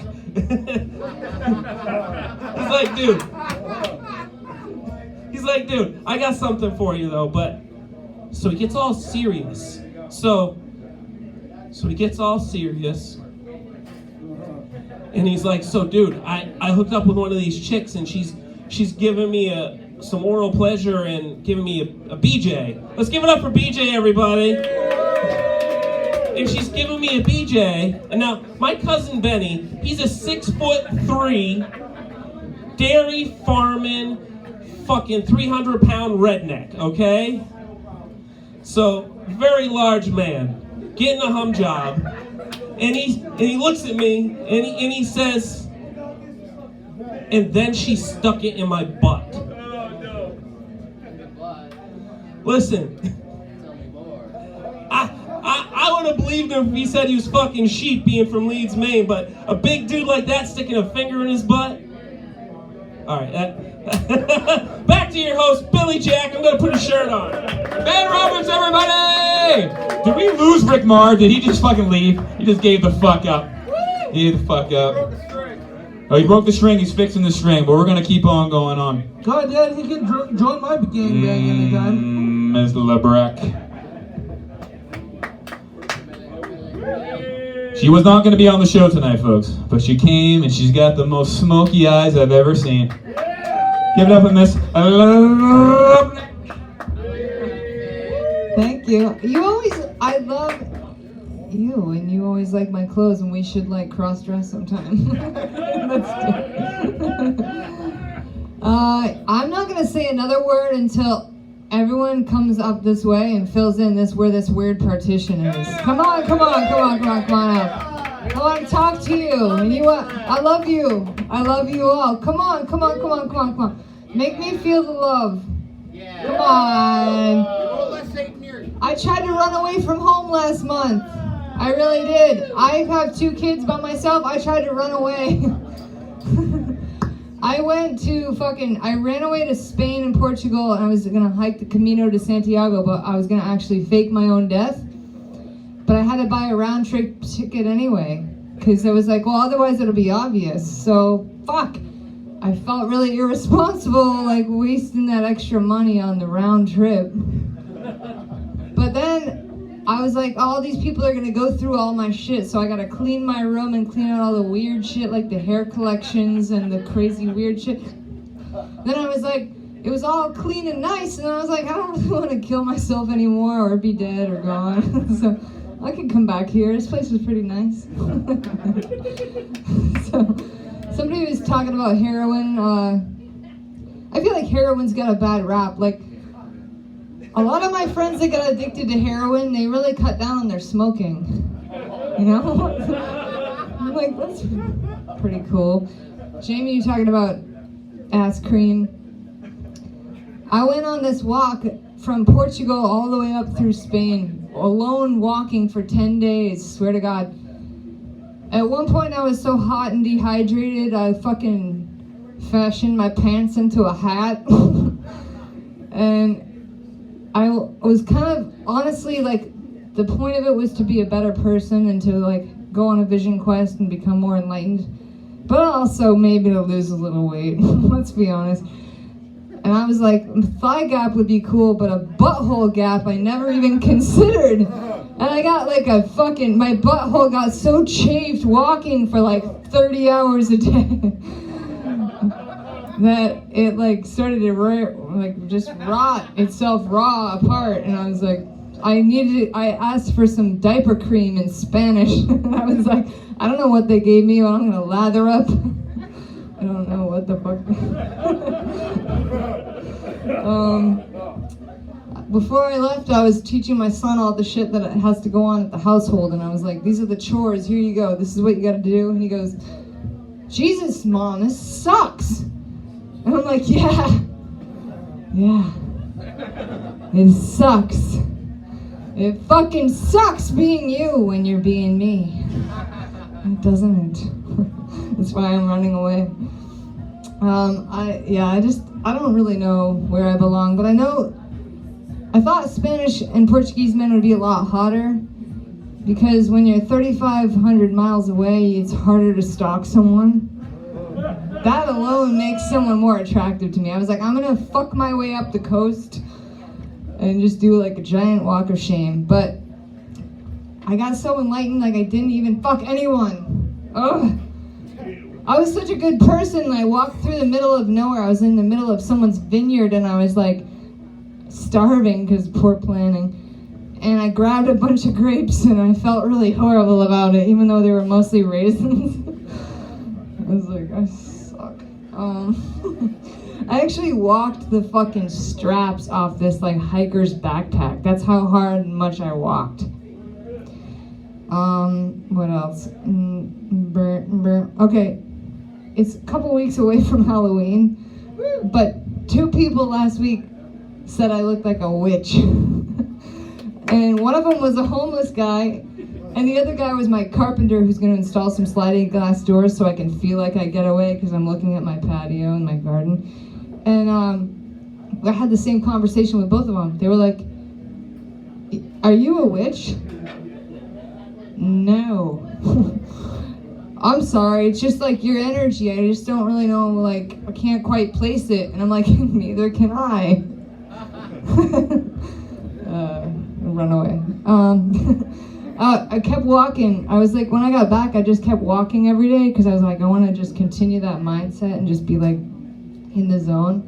And I was out walking the East End, and this like pack of teenagers was on the cinder blocks, like cement block on Munjoy Hill. In the middle of the weeds, there's like this block of cement, and they saw me, and they were like, cause it's like in this weird underpass, like trail, and they were smoking weed, and they go, we're just making a movie. And I'm like, nobody fucking cares. And I go, hold on. See those 2 old ladies over there? They're actually high. Because I became so enlightened, I'm still a judgy cunt. But yeah. I inadvertently got a couple people high, I think, the other night because I left my car unlocked and there was a $50 scratch ticket in the fucking glove box and they found it. Yeah, Munjoy Hill. Welcome to Munjoy Hill. One time, I inadvertently got 3 generations high on some weird chocolate I found in my Airbnb, and I brought it down to my house, and my mom and my daughter ate it, and then I came home from my night out, and I ate the rest of it, and then it turned out it was retardedly potent. My mom calls me, and I could barely find her answer the phone, and she's like, "What the fuck was in that? I'm halfway home. What is going on?" I was like, "I don't know." All I know is that Vivian thinks she's the Little Mermaid now. What else? I don't really do drugs normally, but I was on this massive drug called doppelganger. You guys, where you're like fucking the person that looks exactly like the person you want to be fucking. I don't recommend that at all. Don't have the kid either. My kid just asked me today, Vivian was like, "What does stepdad mean? Do I have a stepdad?" And I was like, no. Because that would involve me like finding a step boyfriend and doing the step dance and then step fucking someone. Okay. Step being one step away from the actual thing. Okay, alright. Let's move on. And lastly, modern day slavery exists, and I just want you to realize, because I did become a better person on this walk, when you enslave animals like horses, we ride them, like we just own things, we think just because they're less intelligent doesn't mean they don't have a spirit, don't mean they're equally as important as us. Like, if a person was dumber than you, do you think you can just fucking ride it? Like, I haven't ridden an ignorant person in months. Thank you guys. All right, have an awesome rest of the night. Amelia Ledebrec. Give it a round of applause. Okay, we're at the home stretch here. You guys are at the bar. We got to do something up here to raise the energy for literally the last 15 minutes. Rick Marr's coming back. Rick, how's your guitar? Is your guitar broken here, brother? Now listen, we made some money tonight. The sponsors are very nice, but I'm willing to put 20 bucks on the fucking line. Because at this point, the devil has eaten ground donuts, ball donuts, Ben Roberts back donuts. I'm thinking if I give you 20 bucks tonight, devil, what is the nastiest thing we can do to a donut that you can fucking eat? No, well, come, Jesus. He jumped right to come, folks. He literally jumped right to coming on a donut to eat. I was literally going to say, we'll like rub it on the ground or something. You went right to coming. If I get Leonard Kimball to take a powdered donut and rub it in the toilet of the bathroom, would you eat the whole donut for 20 bucks? If I would have said 5, would you would have done it? Fuck Christ. Leonard Kimball, someone get the KFC bucket. Get the KFC bucket right there. Leonard Kimball's the only man I trust here. No, on the toilet, Leonard Kimball. We're going fucking pubes and fucking shit. No one's seeing this. There's no rules at the 212. Is this being recorded? But this is happening. I'm going to bring up the next comic.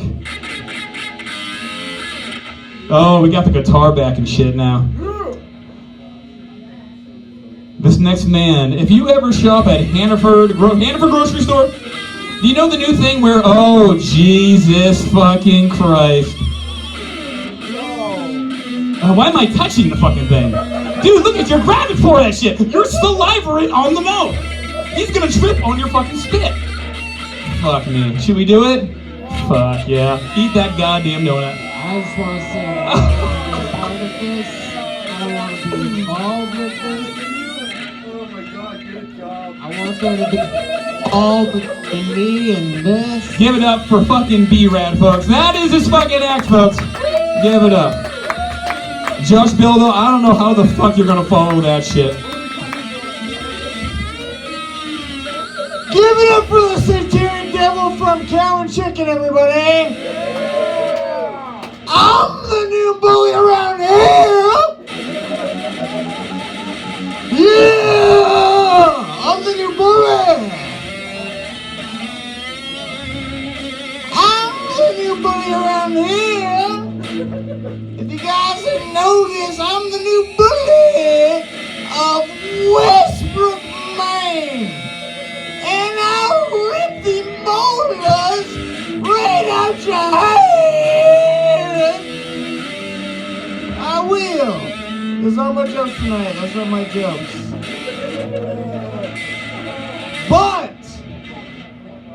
But I did come from Bonnie Eagle. Woo! I came from Bonnie Eagle High School, you know, prestigious high school. Not really. As kids from Cape Elizabeth would call us bongs and needles.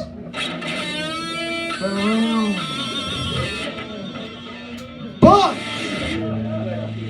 I never did any needles, anybody. I was a good kid. Stuck to my bongs. I love my bongs, though. I remember I was out at the end of my driveway the other day. I was waiting for some weed from a delivery service, you know, as kids do nowadays.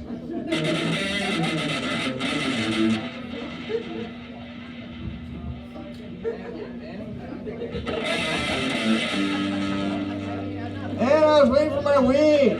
Don't drop it.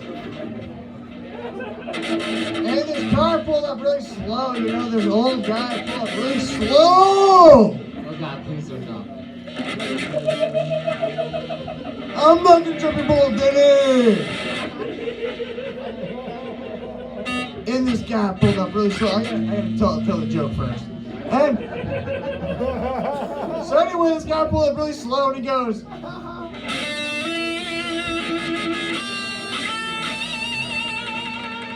and he rolls his window down. And he goes, hey little boy, do you need a ride to school? I go, fuck you, asshole. I'm 24.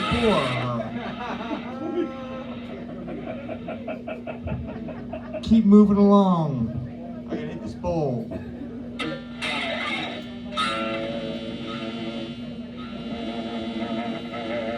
Yeah, I'm 24, boys and girls. You wouldn't expect that.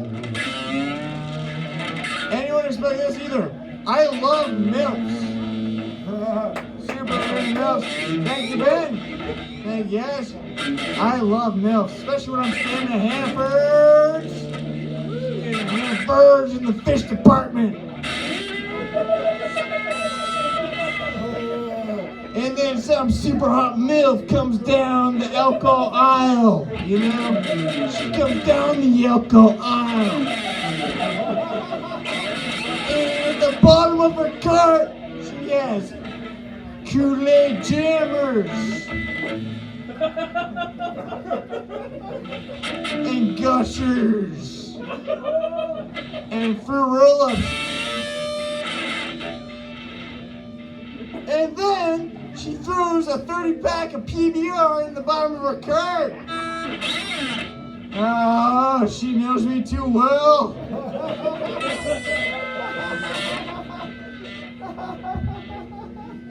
This lady's so great. I need to figure out her name. I do. So I follow her over to the deli! Yeah! Follow her to the deli! She's gonna make me some sandwiches! Get that meat. Make me some old sandwiches! Yeah. And then she looks at me and she says, what are you, fucking 15? Stop following me around, little boy.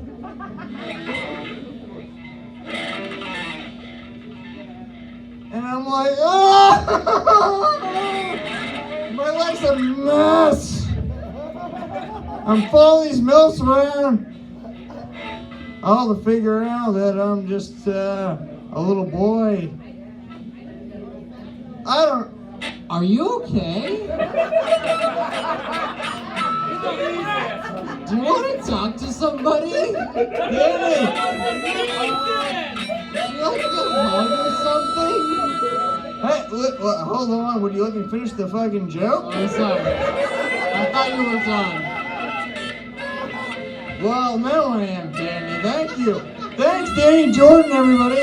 Thank you for him. Oh, you're fine, Daniel. I know. Hey, sorry for wasting your time, people.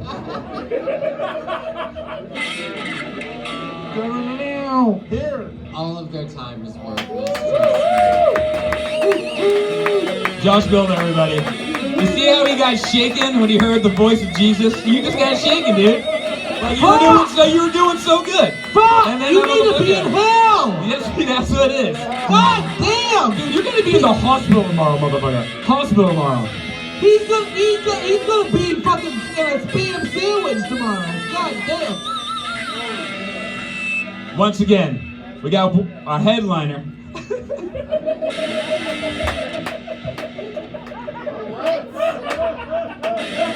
It's been a long fucking night, folks. He was the fucking headliner. But then this guy came off the street. You just dropped your kid off, you said? He's just walking by. He's like calling you shit. He just came up and said, "Can I do shit?" I'm going to let him do shit. But my man's going on first. Oh shit, Joe. Brody Joe. Come up here, Brody Joe. This is, hold on guys. This is the unsung hero of the fucking night. Brody Joe, I can't give you a full stack because people are tired and want to go the fuck home. Can you give one good fucking joke? One good joke, and Rick will back you up. I can do one good joke. One joke. I want you guys to think about this. I gave him a ride here, and I have to give him a ride home. Can you imagine if I get pulled over? I'm missing my top teeth, and he looks like that. What the fuck am I gonna say to the cop? I'm sorry, officer, we're experimental. What am I gonna say? I'm so fucked. He got too much juice over his lips. Oh, thank you, Joe House. Everyone give him a fucking round of applause. Well, he made money tonight, so fucking don't feel bad for fucking Joe. A headliner, motherfucker. Traveled the fucking world, this man. Bangkok to fucking Bangor, Maine. I don't know, Bangkok. It's been a long fucking night, guys. Bangkok. You guys did a good job. Let's give a fucking round of applause to fucking Jesus and fucking say it tonight, guys. It's been a long night. All I wanted from this night is to have some good memories. And when this fucking devil put that pubic hair fucking donut in your mouth, you solidified the night. Solidified the night. Rick Marr, the goddamn fucking legend. Look for his YouTube videos, download his music, watch him on the streets of Portland being a goddamn fucking artist. Rick Marr. Round of applause, motherfuckers. Our headliner, and then our special stranger who just showed up. Ben Guerrero!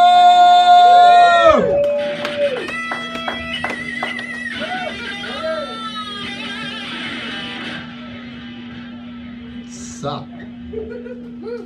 Woo! What a fucking night, huh? Great set. Great set. Great set. Great set. Great set. Great set. Great set. Great set. Great set. Great set. Great set. Great set. Great set. Great set.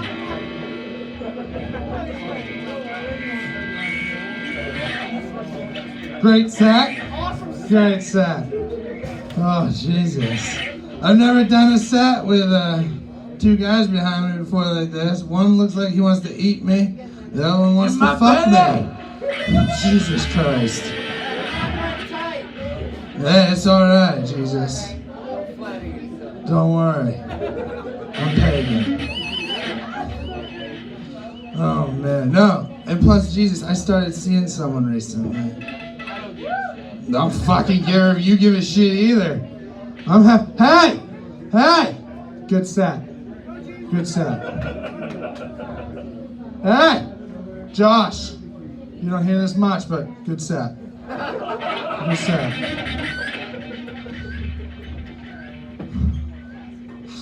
Kevin! Good set. Jesus Christ.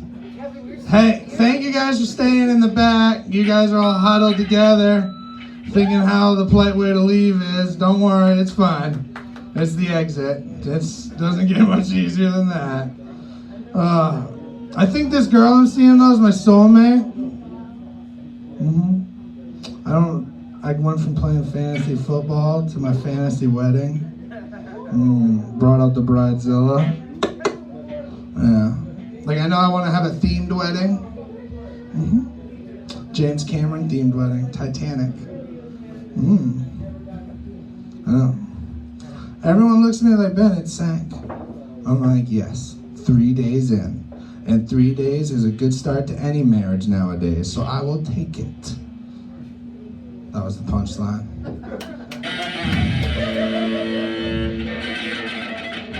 I'm just gonna tell myself, like, they're just tired of laughing all night.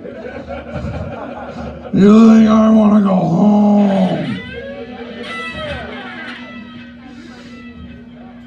Good set.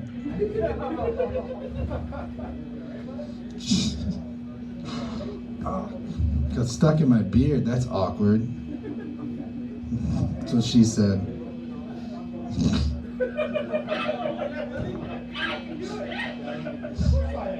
Do you guys ever just want to, like, talk shit? Like, yeah, thank you.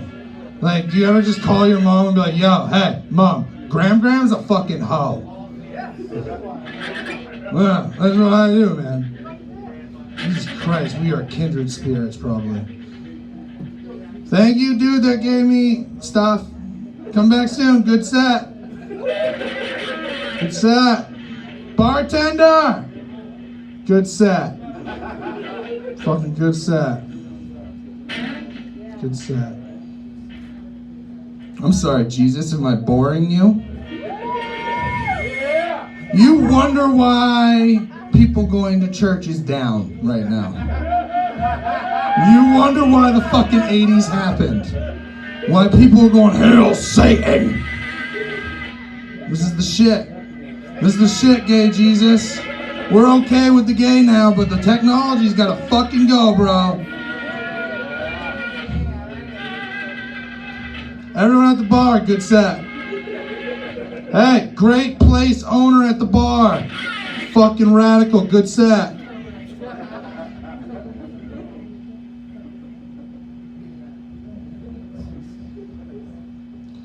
You got introduced with a real cool title. Like, this is Leonard Kimmel, the founder of the River Comics. And they were like, Ben, you're getting bumped to the end. I'm like, is Leonard still here?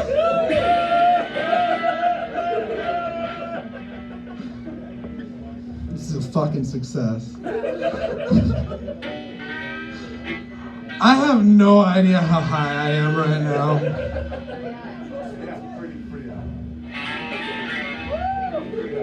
Easy there, buddy.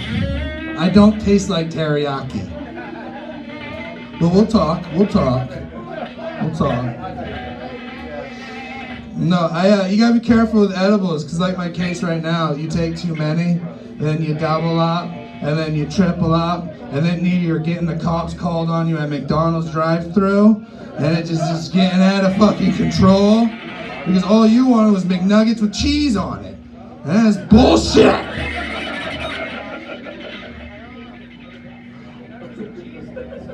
Right, and your buddies are in the front seat screaming at you, dude, we're at Dunkin' Donuts. I was like, hey, fuck you, I'm trying to be polite. It's bad enough, I'm getting screamed at to be more masculine. Right, thank you, gay Jesus.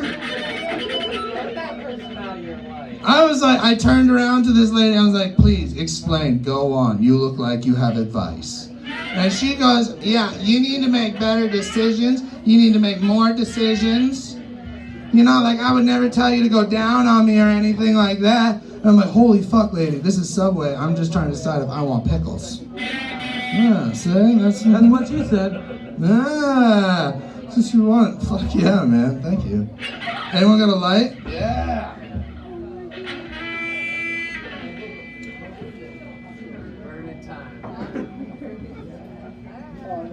No, he's doing drugs on stage. Sorry. That's not drugs on stage. Am I getting kicked off? No, I don't know. Hey, everyone, let's give it up for Billy Jack tonight for putting on a hell of a show. Good set. Good set.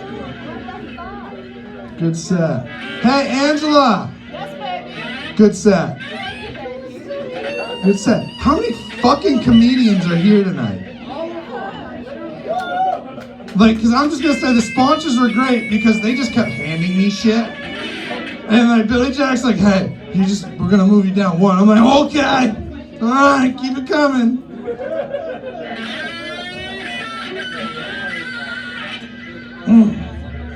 And hey, Rick Marr, you told me you didn't want to play with guitar. You're a fucking champion. Good set. Give it up for Rick Marr!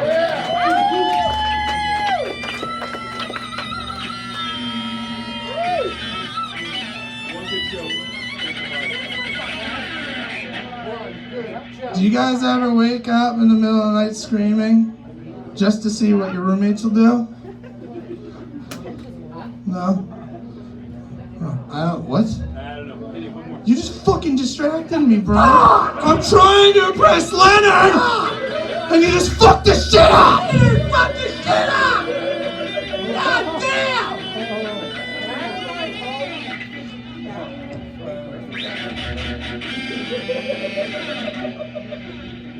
Billy Jack, I don't got any more right now. Bang Grover, everybody. Bang Grover, everybody. Listen, where's that stranger I met on the street? There he is, coming up to the bar. I cannot remember his name. He'll remember up here. But before he comes up, this is pretty much the end of the show. Thank you very much. The dream of this show is that the 212 is sacred comedy fucking ground. And I don't care if you're in the goddamn comedy co-op. I don't care if you're into fucking political comedy. I don't care if you're into queer comedy. I don't care if you're into fucking improv. I don't care what the fuck you do. Comedy is a fucking art. And we get to celebrate here at the 212. So when I do shows here, everybody's fucking coming. Everybody's fucking coming. Thank you, comics, for coming tonight, guys. Thank you. Thanks for my crew over there that have been sitting through this whole fucking shit. They hate every single one of you. They're like, oh my God, I've heard these so many motherfucking times. Thank you. It was my birthday yesterday. Brother, come up stage, man. Come up stage. I don't know this guy. He's coming up.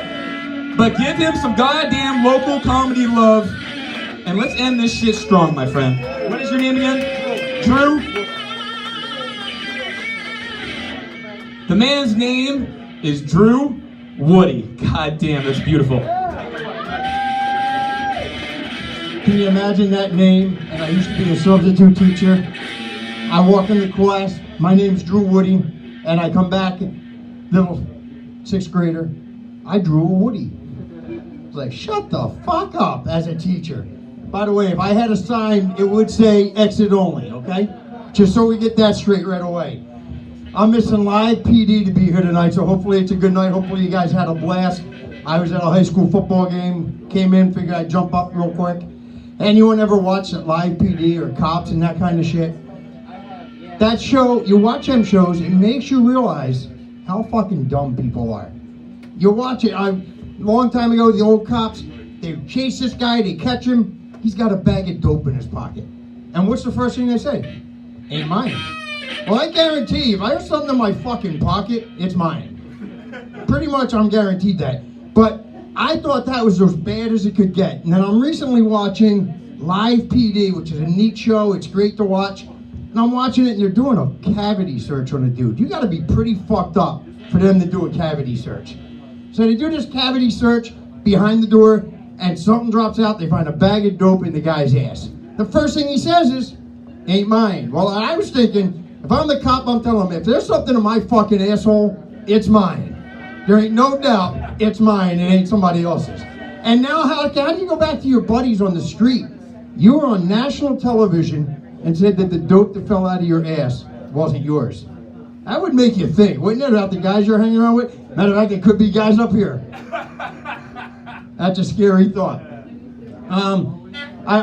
It's funny, I always come down with Alan, we hang out a little bit, and a funny thought I had not long ago. You ever wonder who the first person to do something is? Like Jackie Robinson, first man of color to play Major League Baseball. You have the guys that were first on the moon, Corey Ilber, the first guy to break the sound barrier.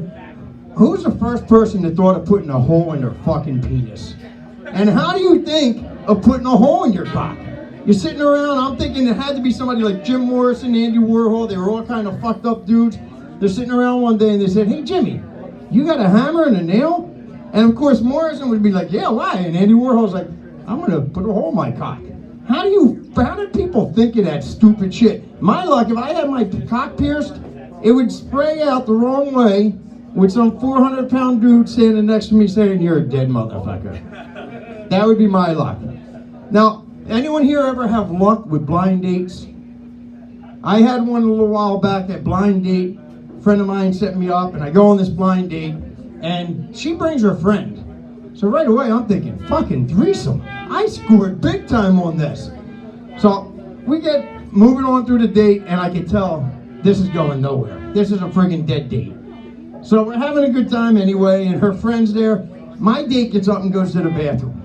Now her friend, she leans over and asks her friend, you want to go to the ladies' room with me? And her friend said no. And I was like, you said no? I thought if a chick asked you to go to the bathroom with her, you had to go. I thought it was like a woman's rule. So she goes to the bathroom by herself, and the girl that's there with her, her friend, looks at me and she goes, if things don't work out with you two, I want to fuck the shit out of you. Now, if you look at my face, not many women have ever told me that. So I was like, you know what? Things ain't going too well, and here's my address. I'll be there at 11:30. 11:31, she pulled in my fucking driveway. I was like, holy cow. She didn't have time to take her girlfriend home. Again, I'm thinking threesome. Didn't work out that way. So I get in, so we go inside and we're going at it and we're having a good time.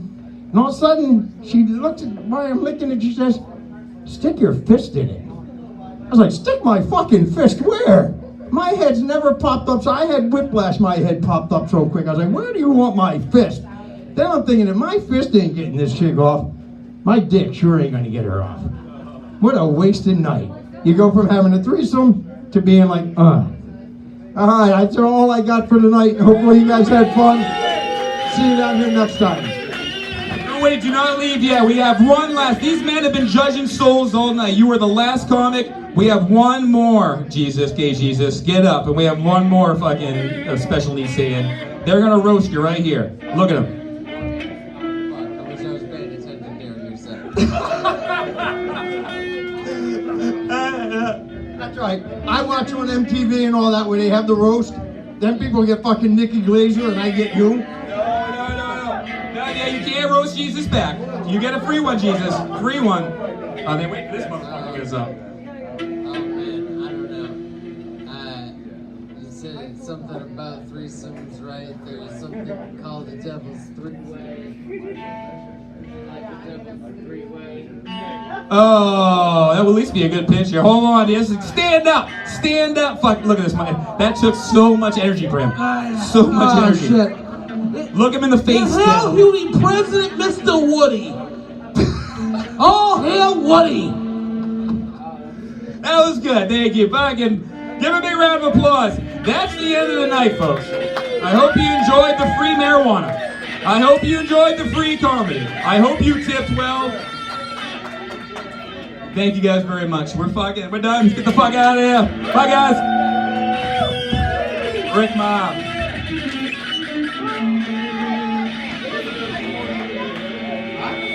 I know, right? Eventually I was like, all right, I gotta turn this off.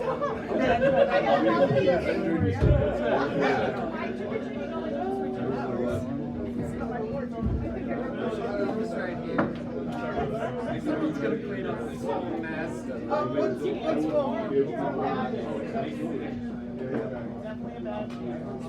I can't wait to Halloween. It's going to be me and my wife down in Salem. My kids are staying up here. I'm thinking about just like dressing up as like Joker and be like, the old geriatric Joker. That's what I'm thinking. Got a pot belly now. They'll just think you're going for regular Joker. Yeah, exactly. All right.